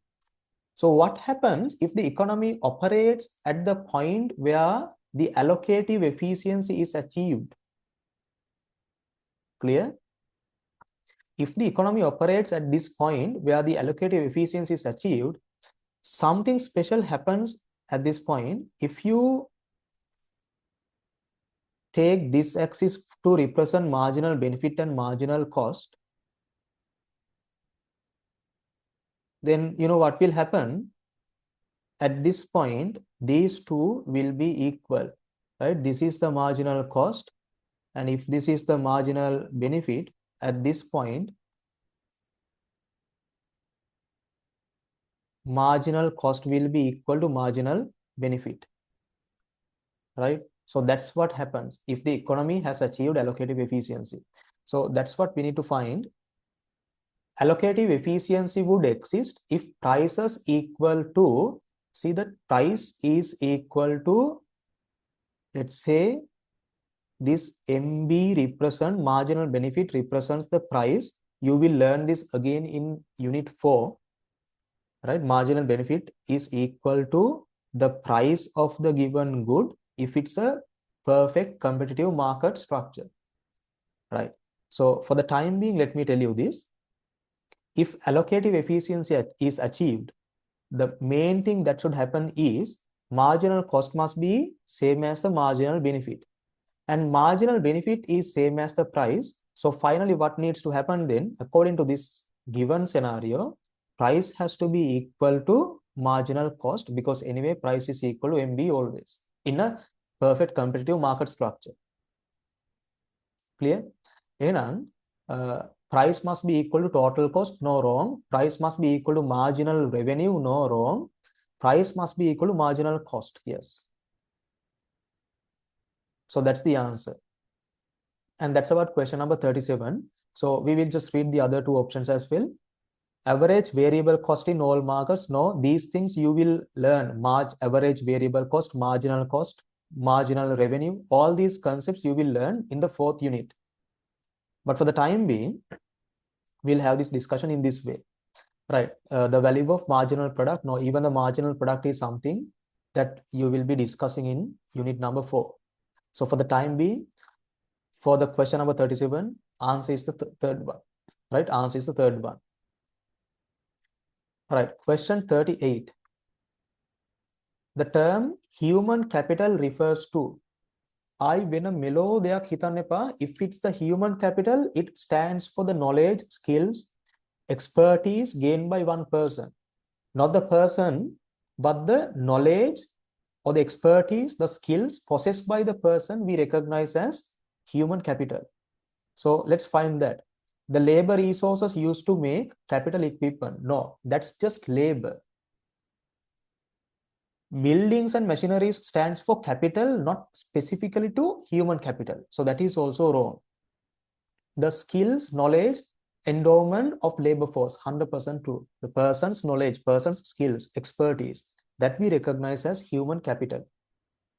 Fourth one, entrepreneurship and risk taking ability. This is not about human capital, it's about entrepreneurship. Right? That's about entrepreneurship. And entrepreneurs, one of the main tasks will be bearing risks. One major function of any entrepreneur would be that. That is not belong to human capital. And then the fifth option, the labor force employed in the health and education sectors. Now the labor force employed in whatever the sector, we simply recognize as the labor force, not as human capital. All right. So 39th question. Potential output is, okay, potential output means simply the output that is presented by the production possibilities curve. PPC stands for production possibilities curve, the curve which represents the ability to produce, if not the potential output. Right. And that's the output which is presented by this PPC. This is good X and this is good Y. And keeping that idea in mind, we will try to find the answer. The first option says the maximum GDP that an economy actually achieved during the last 10 years. No, not the amount that the given economy achieved in past periods, because that could be somewhere here. But we don't recognize this as the potential output. Potential is really high. We have the potential to produce at a point somewhere here, but last year you produced only at this point due to the inefficiencies in the economy, right? But the potential is there. So that's wrong, not the actual thing. Second one, potential output is achieved during periods when all of the labor force is employed in the tradable goods producing sector. So we have several problems with this statement. One such problem is, it says potential output is achieved during periods when all of the labor force is employed. So this talks about the labor force employment. But other than the labor, we have three more production factors. Right? We have three more production factors, and even those factors should be employed to get the potential output. So that is one problem with the statement. It talks only about the labor force employment. And the other thing, it says in the tradable goods and goods producing sector. Now, all the goods, tradable or not, all the goods, right? The collective amount of goods we recognize as the potential output, and that will be, and we will be able to achieve that potential output only if we utilize all the resources efficiently. So this is not the answer. The third one, a goal that can never be achieved by the economy. See, there's no need to read this. The goal that can never be achieved. No, the potential output, that's the potential. So it is anyway achievable. Right? It is achievable. Then the fourth one says the GDP, the gross domestic product, that could be produced when the economy's resources were fully employed at a nominal intensity of utilization, which means full employment and full production. See, you can produce at a point on the PPC only when those two are fulfilled. Only when full employment and full production are achieved, the economy will be able to achieve its fullest or the potential output. So that's the answer. Fourth one is the answer. The fifth one, GDP that could be produced when the economy's resources were fully employed at the maximum intensity of utilization. No, not the maximum intensity. It should be the normal intensity of utilization. තියෙන තරම් ගස් ඔක්කොම කපාගෙන ගිහිල්ලා produce කරලා වැඩක් නැහැ. That's not the full employment. We should reserve resources even for future generations, and that will occur only if we utilize resources at the normal intensity of utilization. නැතෝ full maximum intensity of utilization does not represent real full employment, right? That's dangerous for the entire economy and specifically for the coming generations. So the answer is the fourth one. Right, 40th. Which one of the following is not a factor of production?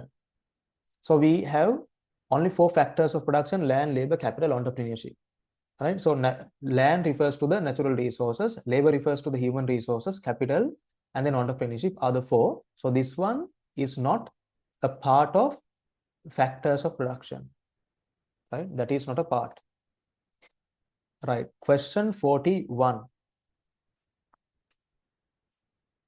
Look at this one. The problem of scarcity. Again, we get a question from scarcity. The same question get repeated, right? I mean, not the exact same thing, but the same theory. They just try to test in different ways. The problem of scarcity exists only in developing countries. No, it's something common to any given society, any given economy. Second one, exists only in market economies. No, it doesn't matter the type of the economy, scarcity is there. Because that's the central problem of economics. Exists because prices of goods and services are too high. I can't even explain that thing. That's not relevant to this. Then the next one says, the problem of scarcity exists now, but will be eliminated with economic growth. No, that's an eternal problem. Last option, the problem of scarcity exists because of limited resources. Yes. හැබැයි දැන් මේක ඇත්තටම partly තමයි true, limited resources and due to having unlimited wants. ඒ දෙකම හරිනම් කියනවා මොකද scarcity is a relative concept. If it's a relative concept, compared with the unlimited wants, then the resources are limited. Right. So anyway, from all these options, the most suitable one is the fifth one. So that's why it becomes the answer. Question number 42. Which of the following is assumed in constructing a production possibilities curve? I told you that we make 4 different assumptions. So what are the 4 assumptions that we make? The very first one is, we say that this economy produces only 2 goods. We know that there are billions of goods in an economic system, but out of the billions, we assume that this given economy produces only 2 goods. Otherwise, we can't draw the TPC because we have only 2 axes. So you take 1 good here, the other good here. So you can only take 2 goods then. Okay, the next one, the next assumption, the second assumption is, we say that this given economy utilizes its resources under full employment and full production. Full production. The third assumption that we make is, we say that the amount of resources remain constant. Amount of resources remain constant. The last one, technology remains constant. Technology remains constant. Other 4 assumptions, which of the following is assumed in constructing PPC? right? So we'll try to find the option which presents one of these. Okay. So the first one, the economy is using its resources inefficiently. No, we don't have such an assumption here. Resources are utilized to produce only private goods. No. Full employment but not full production. No. Production technology is fixed. Is fixed means it won't change. Technology remains constant, right? Production technology is fixed, right? So that's why it becomes the answer, fourth one. The fifth one says there's no inflation in the economy. No, that is not an assumption that we make when constructing the PPC. All right, so 43.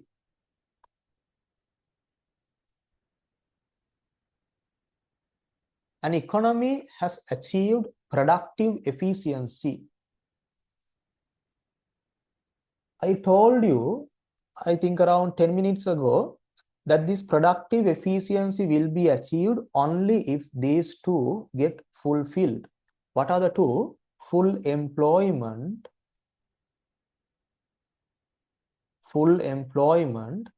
and then full production.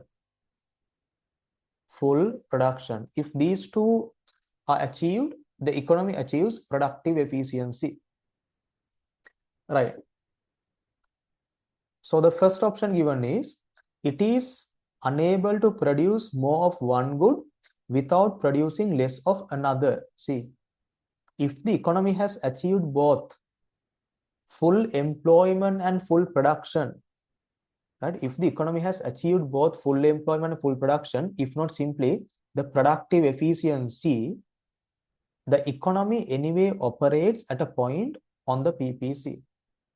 So that's the indirect idea, right? Achieving productive efficiency means operating at a point on the PPC. So in a situation where you are operating at a point on the PPC, if you try to increase the production of one good, you will definitely have to sacrifice the production of another good. So if you label this as good X and Y, here you are trying to, when you move from point A to B, right? When you move from point A to B, you are trying to increase the production of good X. But as a result, what happens? The production of good Y decreases. Clear? So that's true. It is, if the economy has achieved productive efficiency, it is unable to produce more of one good without producing less of another. So that's true. Then the second one, marginal cost of producing each good is equal to its price. See, marginal cost is MC. MC becoming equal to P. If not, make a harimanang, MC must be equal to MB, but MB is equal to P. So if MC is equal to P, the economy achieves allocative efficiency. Allocative efficiency, not productive efficiency. And that's why this is wrong. It has eliminated all negative externalities. No, even under productive efficiency, externalities exist, right? So this is wrong. There's no such connection between having externalities and productive efficiency, right? The fourth one, resources are allocated to produce goods and services most wanted by the society. That is once again allocative efficiency. ඉතින් ඔයා කල්පනා කරනවා ඉතින් අරකට allocative efficiency මේකත් allocative efficiency තැන් දෙකේ දෙකක් නේ තියෙන්නේ කියලා. නෑ. This is how you define allocative efficiency, and when you achieve allocative efficiency, of course MC will be equal to P. So that's the idea, right? It is self-sufficient in all products. Self-sufficient in all products කියලා එහෙම නිකන් හරි කියන්න පුළුවන්ද? එක නිකන් obviously answer එක wrong කියලා හිතෙනවනේ. Self-sufficient in all products? No. Right. Look at this question number 44. 44. Fundamental economic question of what to produce and for whom to produce is essentially interdependent, because of which reason? So that's the question. What to produce and for whom to produce. This we recognize as the problem of resource allocation. Right? This we recognize as the problem of resource allocation. And this we recognize as the problem of distribution. Problem of distribution. Right? The problem of distribution. Right. So the first one says, okay, these two are interdependent, because of which reason? Right. Look at the first one. It says different patterns of income distribution generate different patterns of demand and therefore different patterns of resource allocation. See that now? The first part is the income distribution, right? Income distribution. Based on the income distribution, if not simply based on the purchasing power, different patterns of demand arises in the economy. So when people demand goods in different patterns, the producers will have to allocate resources according to those patterns that arise in the market. And that's why the two are interdependent. If not, that's why the two are interrelated. The second one says different patterns of production methods generate different patterns of income distribution. Yes, that is also true. But the main part of the question asks us to comment on these two problems: what to produce and for whom to produce, not about how to produce. Right? Not about how to produce. Production methods are involved. Production methods are included in the second question of how to produce. And we don't focus on that part here in this question. So this is wrong, then that's not the answer. Third one, income and wealth are concentrated in the hands of economically powerful segments of society. It is true, but that has nothing to do with this statement given. So that's why it's not the answer. This given sentence doesn't show the relationship or the interdependency of these two problems. Fourth one, markets cannot be relied upon to allocate resources efficiently.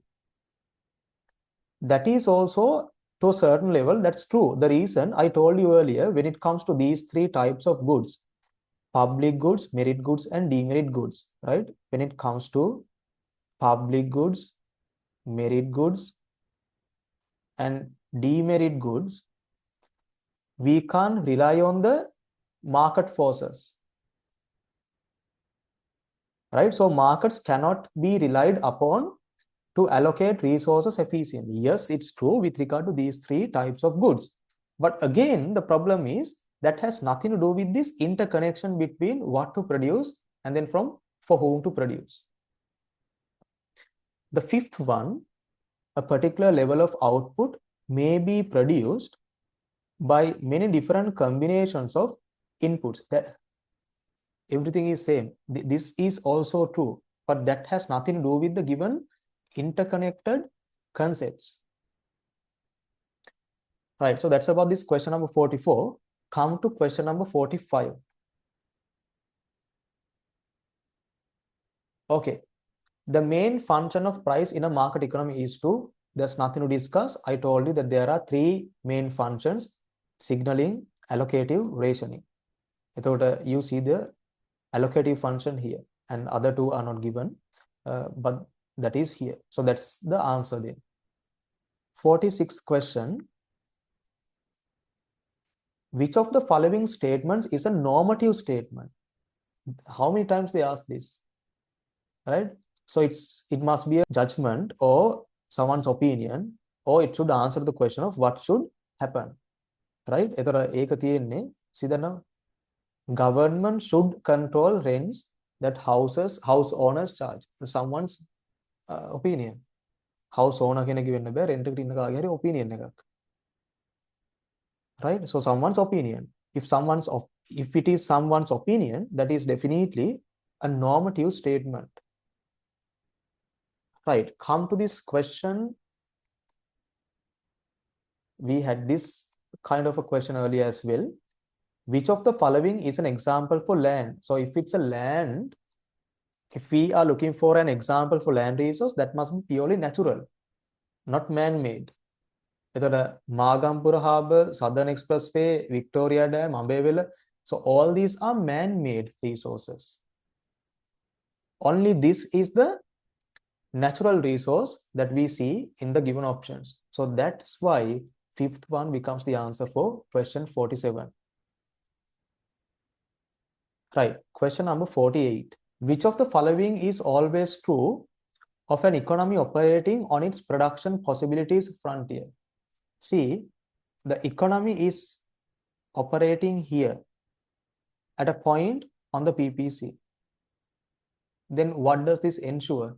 It ensures the fact that this economy has achieved both full employment of resources and full production of resources, if not simply productive efficiency. if the economy is operating at a point on the PPC. Okay, so which one from the following is true? It must be a free market economy. No, we can't say that. We can't comment on the type of the economic system by looking at the PPC. That's completely wrong if we do that. It must be a command economy, same theory. So that's not the answer. Its resources are fully employed, of course. Full employment, full production, productive efficiency, all are here at a point on the PPC. So that's true. It has achieved production efficiency, but is impossible to achieve allocative. We don't know that actually. Not that it's yes or no. We don't know. The reason at this point, if MB and MC becomes equal at this point, right? If these two become equal to each other at the given point, then the economy achieves both productive efficiency and allocative efficiency. This is MC and this is MB, which is equal to price, right? But if that doesn't happen, then the economy achieves only productive efficiency, not allocative efficiency. ඒක වෙන්නත් පුළුවන් නොවෙන්නත් පුළුවන්. So that's why we can't select this one to be the answer. It must have a linear production possibilities frontier. Who says that?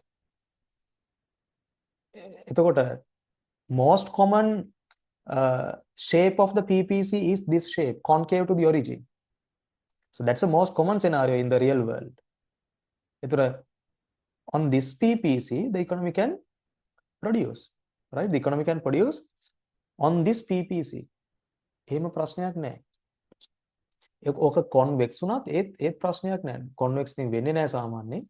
උනත් ඒත් economy එකට පුළුවන් to produce at a point on the PPC. ඒක straight line ම වෙන්න ඕනේ නැහැ. Right, so that's about the question number 48. Now question 49. On a diagram of production possibilities frontier, opportunity cost is represented by. So this is something that we discussed very recently. So I told you that the opportunity cost is presented by moving from one point to another. If this is the point A and if this is point B, when you move from point A to B, opportunity cost arises.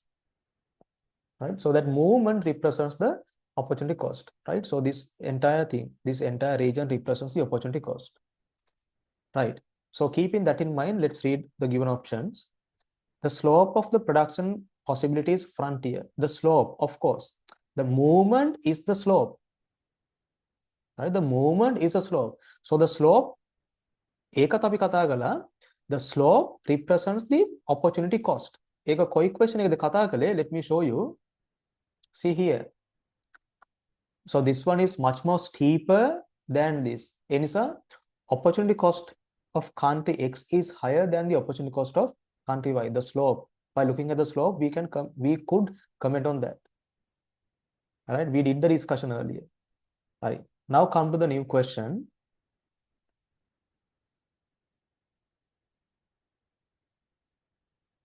So that's the answer. First one is the answer. The slope, if not the movement, represents the opportunity cost. A point inside the production possibility frontier, you can present three different concepts. Have not the opportunity cost. Not relevant. 50th question. Which of the following is necessary for a well-functioning capitalist economy, but not in a command economy? Right? Capitalist economy means the free market economy, not in a command economy. First one, centralized decision making. Necessarily for a well-functioning, right? Necessary for a well-functioning capitalist economy, not a command economy. Centralized decision making is here in command economies, not in capitalist economies. So this is totally wrong. And then scarcity of resources. No, scarcity is something common, right? Scarcity is something common. එතකොට මොනොපොලිස් තියෙන්න ඕනි කියලා එකක් නැහැ free market economy එක හොඳට function වෙන්නේ. Protection of property rights, of course. Property rights must be protected by the government in free market economies. Then the economy will function properly. Having positive externalities. Positive even negative තියෙනවා. Somehow we have externalities. එතකොට externalities තියෙන්න ඕනේ නැහැ for the well functioning of the capitalist economy. Right? Eva irrelevant. Totally.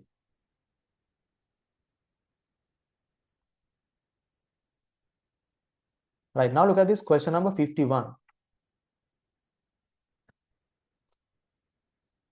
When a firm is producing allocative efficient level of output, then this is the answer, 51. P is equal to MB, which must be equal to MC. Right. So finally, price is equal to marginal cost. Question number 52.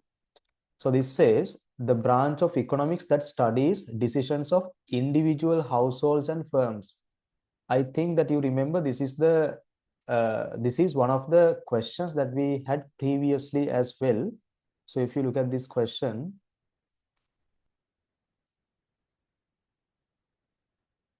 see, this is this second MCQ in 2011 A-level question.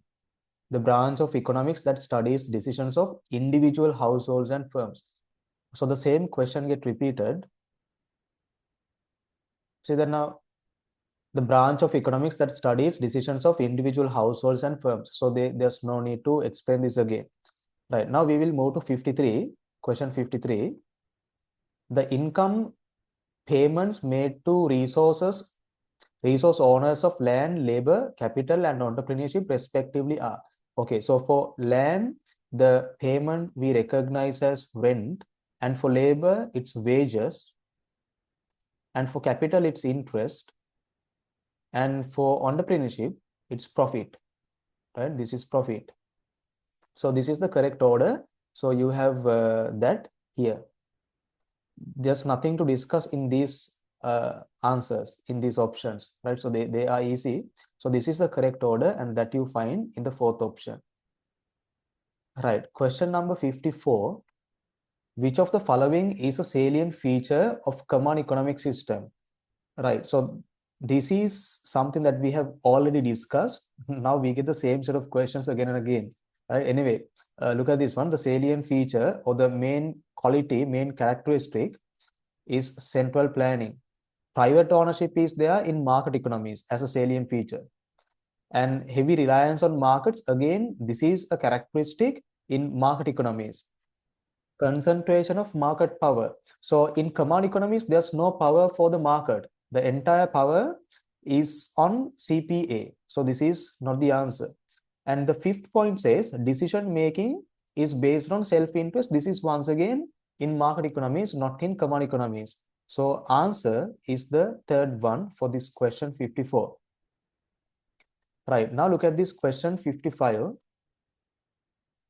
The diagram below shows the production possibilities frontier for an economy producing at point A. Okay, so this is where the economy is producing.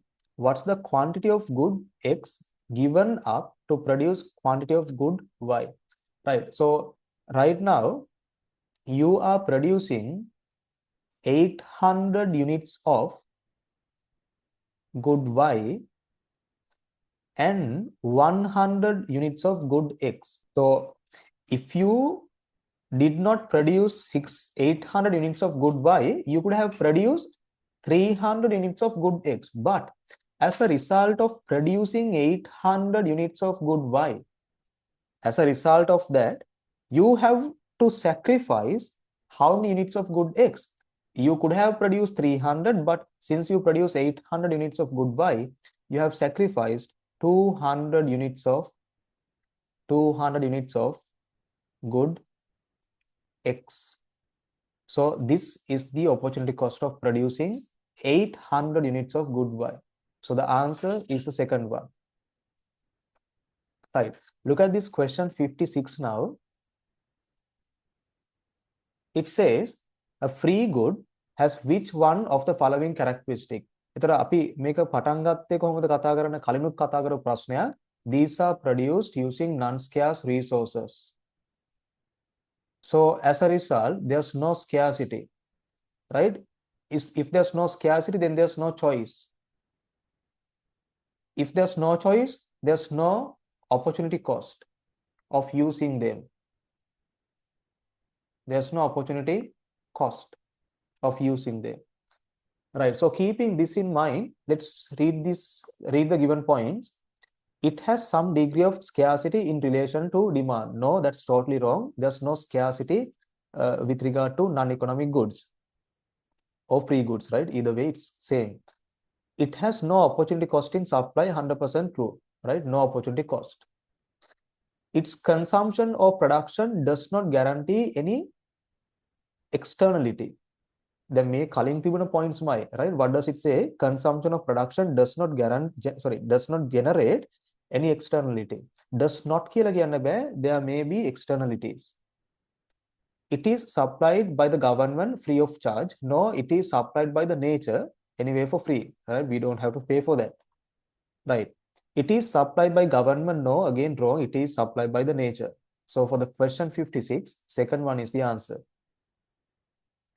Right, look at this question number 57 now. Economists refer to the term capital exclusively, right, exclusively to man-made resources that are directly used in the production process. I repeat that. These are the capital refers to man-made resources that can be directly used in the production process. So from the provided options, you just need to select the one which includes the given the mentioned definition, right? So this says human-made goods. Yes, man-made, human-made goods which are used to produce other goods and services. Yes. හැබැයි මේකේ එක වචනයක් අඩුයි මොකද්ද? Human-made goods that can be directly used in the production process. මොකද if you can't use something directly in the production process, even if it is man-made, we do not put that under the term capital. Now, the best example is money. Money is something man-made, but we can't use it directly into the production process of goods and services, so that we do not consider money to be a part of capital. That you understand that, right? The second option says money used to purchase capital in the form of stocks or bonds. So then now capital is a real concept, which means it does not represent a monetary amount. It represents the goods and services or the machineries, the buildings, the highways. Capital refers to money used to purchase. No, money used to purchase capital goods is just money. We don't take money to be a part of capital, as we discussed previously. This is also wrong.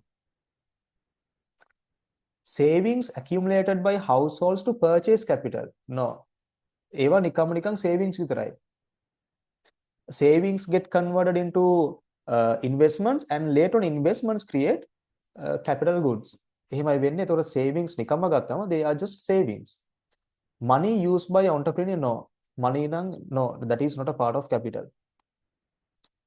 Real estate, forest, metals and mineral resources. එතකොට දැන් මෙතන ප්‍රශ්නේ තමයි real estate could be a part of capital but not forest, right? But not forest. මොකද forest කියලා කියන්නේ natural resource.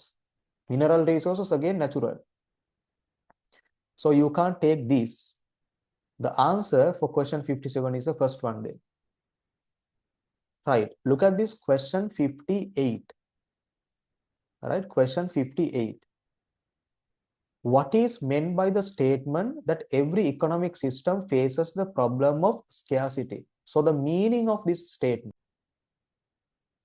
So if you look at before you look at the answers, if you just focus on this term scarcity, scarcity refers to this limitedness of the resources compared to unlimited wants.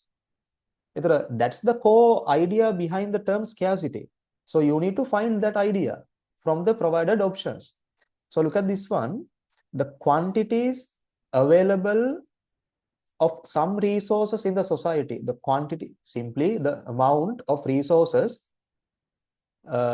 available in the society exceed the demand for them. No, not the demand. මොකද දැන් අපි මේක හරි කියලා ගන්න වෙන්නේ if demand is equal to wants. But demand is one thing, want is something else. Clear?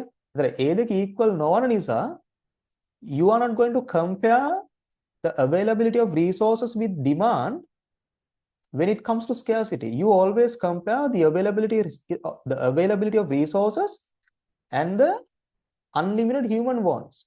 So that's the comparison that you make, not in between the availability of resources and the demand.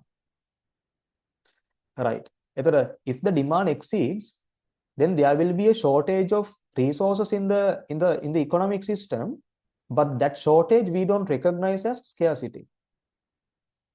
Right. Second one, mineral deposits are available only in finite you should not even consider this. Right? You should not even consider this. Mineral deposits are available only in finite amounts in a country. If somebody has selected this to be the answer, you don't have any thinking. So this is totally irrelevant. Third one, countries have failed to achieve full employment due to scarcity of resources. What is it once again? Countries have failed to achieve full employment due to scarcity of resources. That's totally again wrong. If a country, if the given economy fails to achieve full employment, that's not because of scarcity. That's their inefficiency. All right. So here they have made this comparison, full employment and then scarcity. No, that's not real scarcity. The productive resources are not sufficient to satisfy all. See that now the productive, අර මම මේවල කියපු වචනේ කලින් question එකේ. Right? දැන් අපි මේ resources කියලා කියන්නේ these are the productive resources. ඒ කියන්නේ we should be able to use these resources directly into the production process. ඒ අදහස තමයි productive resources කියන්නේ. The productive resources that are not sufficient to satisfy all wants. The reason wants are unlimited. So from the options that we have read so far, this is the best, the most suitable sentence. Right? It might not be the 100% accurate one, but among the given ones, the most suitable one is the fourth one.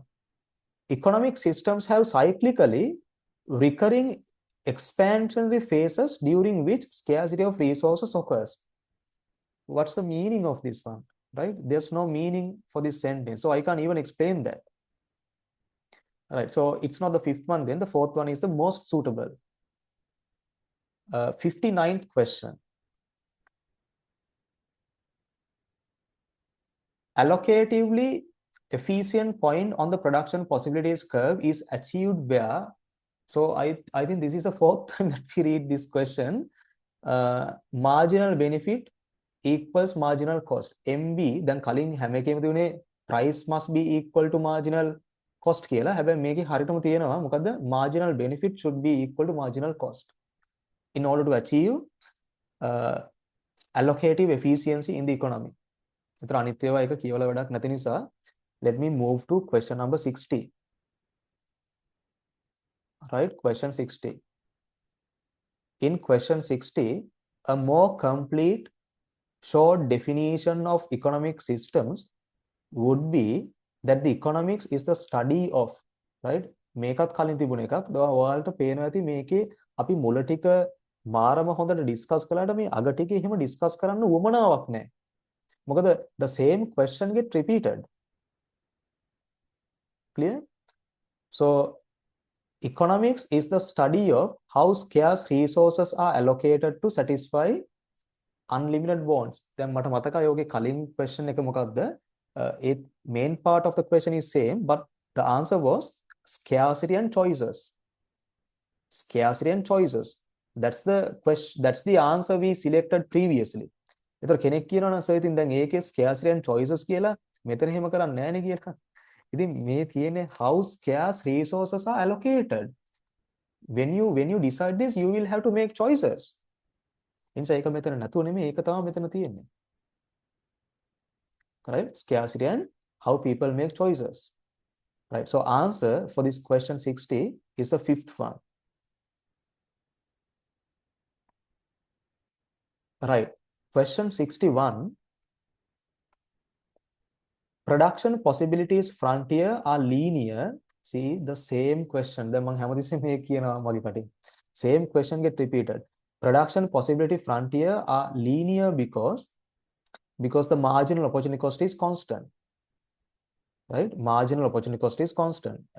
දීලා තියෙන ඒවායින් this is the most suitable one. It says when the opportunity cost is constant. Right? So from the provided answers, this is the most suitable one. Right. Question number 62. Which of the following is a fundamental feature of the free market economy? ඒවල හැව salient feature in a capitalist economy කියලා මට මතක විදියට දැන් අහනවා what is a fundamental feature කියලා. ඉතින් ඒ වචනේ විතරයි වෙනස්. Right? වචනේ විතරයි. ඒතකොට strict government control of production, strict government control තියෙන්නේ in common economies. More imports than exports. Based on this, you can't classify economic systems. Public ownership of resources, that's a quality in common economies. Private property ownership is a fundamental quality, fundamental feature of a free market economy. Right? Prices and wages set by the government, this happens again in common economies, not in free market economies. So answer is this. Right. Now question 63. Right, question 63. What is not a benefit of division of labor? What is not a benefit? Right? Increase flexibility of the workforce. The flexibility of the workforce get increased when the division of labor is implemented inside the factory. Because the whole work is divided into two small parts and assign each individual to each task. So then flexibility increases. The second one, reduce total cost of producing. Yes, when productivity increases, the cost reduces. See, increased productivity, that is true. So all these are the benefits of division of labor. Increased ability to introduce innovations, 100% true. On a note එකක you should have seen these. ඕනම note එකක තියෙනවා. මගේ class එකේ note එක නෙමෙයි ඕන note එකක තියෙනවා. And the fifth one, increased income equality. Right? Increased income equality කියලා කියන එක එහෙම එකක් ඇත්තටම වෙන්නේත් නැහැ. ඒක මේ division of labor නිසා වෙන එකක් නෙමෙයි. So that is the irrelevant option. So that's the answer then, because the question asked for this, what is not a benefit of division of labor? So this is not a benefit of division of labor. This doesn't happen due to specialization or division of labor. Right. Question 64. The central problem of economics is establishing a fair tax system. No. ensuring a minimum income for each citizen, no, these are not the objectives. Allocating scarce productive resources to satisfy, yes. What to produce in what quantity, how to produce and whom to produce. However, the central problem is scarcity, and due to scarcity you will have to make the choices. ඒතර අනිත් එකත් අපි බලමු. Enacting a set of laws that prevent resources from overuse. So that is not the central problem of economics.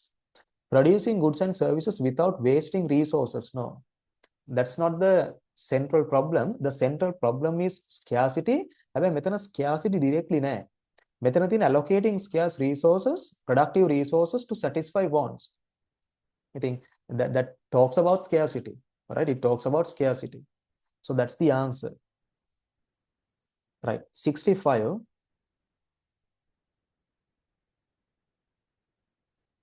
Which of the following would cause an outward or maybe rightward shift in the production possibility curve? එතකොට ඒකත් කලින් තිබුණා. මම කිව්වා මේක පටන් ගන්න තැන තිබුණේ.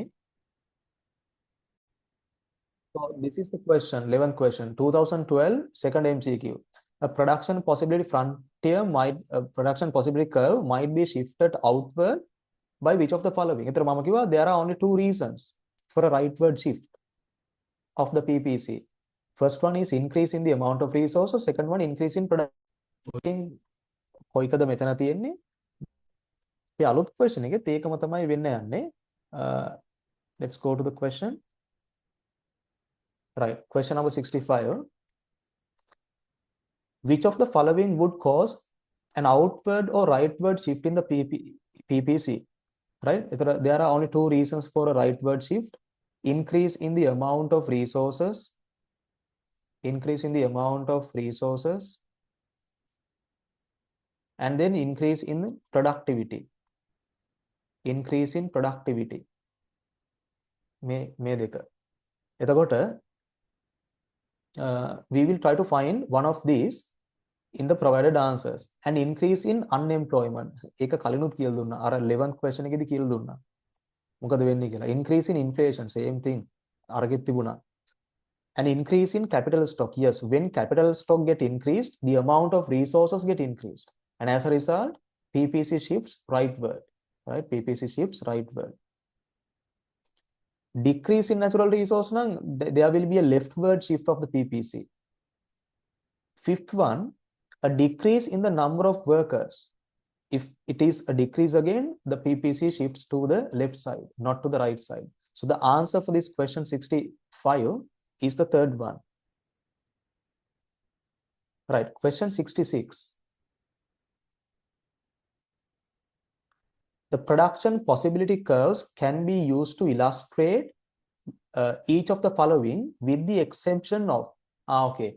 So you can present 4 of the concepts mentioned here using a PPC, but you can't present one of these using a PPC, and you just need to select that one. එතකොට consumer demand, to represent the consumer demand in unit 2, we construct the demand curve, not the PPC. So that itself is the answer.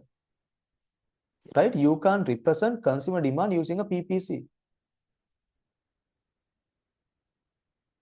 Potential output, ඒක තමයි මේකෙන් පේන්නේ. When you construct the PPC, what does this curve represent? The potential output. Economic growth, of course, you can present it by shifting this continuously to the right side.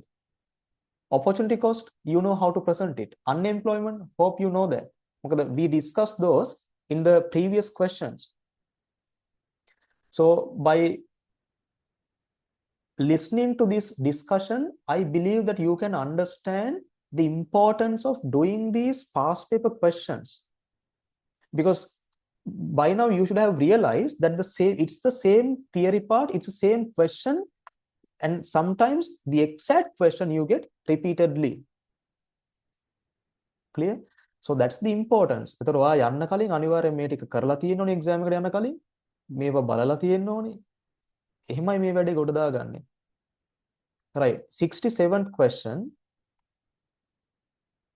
Which of the following characterizes the social market economy? right? social market නම් අන්න අර අපි කියව හිටපු එක ගොඩක් වෙලා කියව social market ගැන මම දැන් question එකක් ආවා private ownership of all resources එතකොට මෙන්න මෙතන ප්‍රශ්නේ තියෙන්නේ private ownership of all resources නෙමෙයි right එතකොට ඒකට හේතුව now we divide mixed economic systems we divide these mixed economic systems into two parts on one side we have social market economies and on the other side we get socialist market economies. Since these are mixed economic systems, properties are not totally owned by the private sector or properties are not totally owned by the public sector. It's a mix. So properties are owned by both private and public sectors. එතකොට මෙහෙම කියන දෙකම වැරදි. Private ownership of all resources වැරදි. Because some resources are owned by the public sector as well. මෙතන කියන එකත් වැරදි. Public ownership of all again this is wrong. මොකද some resources are owned by private sector. So දෙකම වැරදි. Third one, absence of a regulatory framework for the functioning of price system. Regulatory framework, absence of regulatory framework for the functioning of price system. එහෙම එකක් අපිට කියන්න පුළුවන්ද? With regard to the social market economy.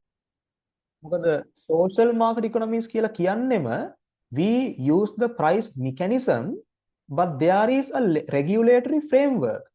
The government highly influences on the prices of goods and services to make sure that everybody has the access to all these required goods. එතකොට government intervention is high. එතකොට regulatory framework is there even if this says the absence of such a framework. So that is also wrong. The fourth one, strong state role in the provision of welfare services. Of course. Merit goods provide karna, public goods provide karna, and then they control the production of demerit goods. So the government plays a strong role in the provision of welfare services. So that is correct. The fifth one, using centralized planning to resolve basic economic questions. Not only centralized planning, mainly they use price mechanism. However, the government doesn't allow to happen the price mechanism freely without any intervention. They let the price mechanism to happen, but whenever it's required, they just involve in the market decisions. So that this is also wrong. එතන මේ වගේ එකක් කියන්න පුළුවන් with regard to command economies. Right. So answer is the fourth one. 68th question. Economic resources can be simply classified into two main categories such as, okay, see that now? Economic resources can be simply classified into two main categories. So this is the first question in 2023. Make a හරිම ලේසි. We have three different classifications. Actually, we mainly have two classifications, right? එක classification එකක් තමයි on one side we have economic resources and then non-economic resources.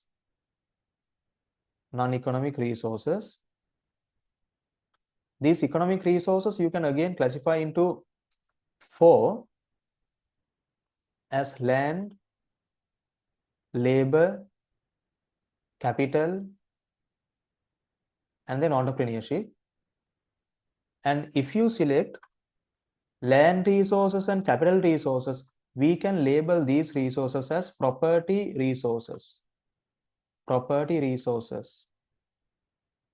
And if you select labor and entrepreneurship, you can classify them as human resources.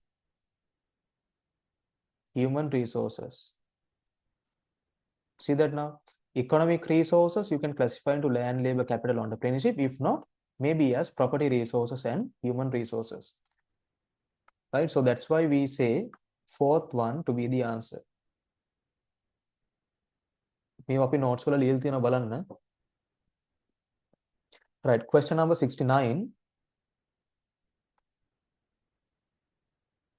What is the fundamental difference between needs and wants as analyzed in economics? The fundamental difference. What's a fundamental difference? You check the given options. Needs are essential for survival, 100% true, while wants are desires only. Yes, the different forms of classic satisfying the needs. Yes, so this shows the fundamental difference, but we will go through the other points as well. Wants are essential for survival, correct? Sorry, wrong. It should be needs. So this is wrong.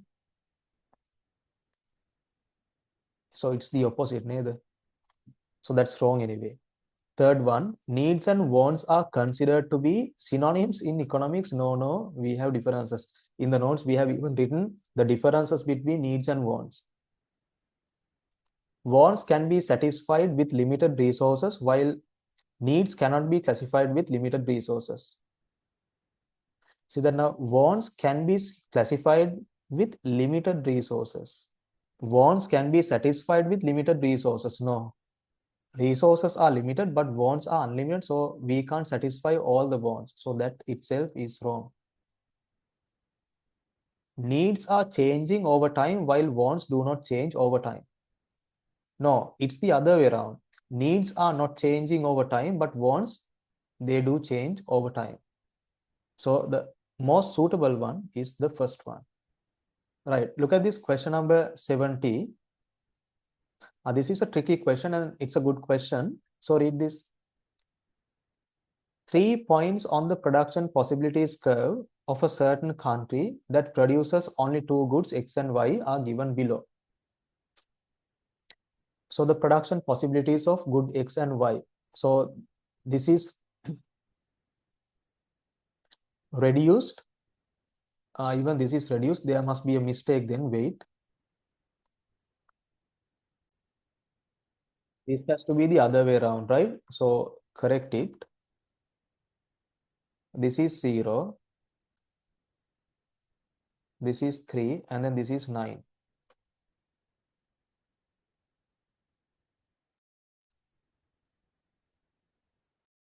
All right.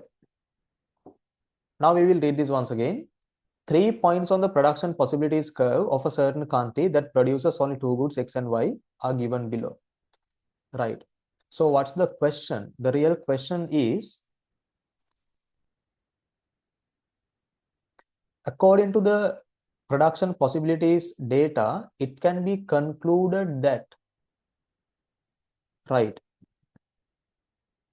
if you try to calculate the marginal opportunity cost, right, if you try to calculate the marginal opportunity cost, let me write it here,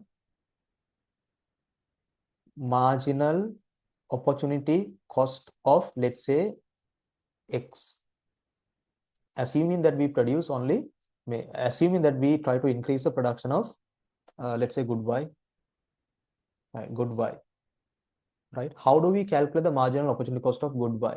The equation is really simple, delta X divided by delta Y. So delta X, here the delta X is 1, delta Y is 3, answer is 0.33. Marginal opportunity cost is 0.33. And when you move from 2 to 0, delta X is 2, and here delta Y is 6, answer is once again 0.33. Now you see what happens to the marginal opportunity cost of good Y. You see this properly. Previously 0.33, even now it's 0.33. So marginal opportunity cost remains the same. You realize that only when you calculate it. So if marginal opportunity cost is 0.33 in all these places, definitely this PPC must be a straight line. And the PPC comes as a straight line only when resources are homogeneous, identical. When they are perfectly substitutable to each other, the PPC becomes a straight line. මොකද වෙන්නේ marginal opportunity cost remains as a constant. Right. So that's the answer. And No point of reading other answers. Question number 71. Which economic system is characterized by the state ownership of capital? See that now, state ownership of capital, and then reliance on market allocation of resources. The best example for this is China. And in China, we have a socialist market economy. So that's the answer. So this is how we finish all these 71 questions. And as I mentioned earlier, by now you should have understood the importance of doing these questions. It's really important to do past paper questions, because once you get familiar with the past paper questions, it will definitely help you to do your A-level paper as well. Because some questions get repeated in the exact same way. Repeat now, the knowledge you gain from the past papers will definitely help you to answer to your paper. Right? So that will happen definitely. It's really important to do all these questions before you go to the exam. And that's all for the day. We'll stop from here.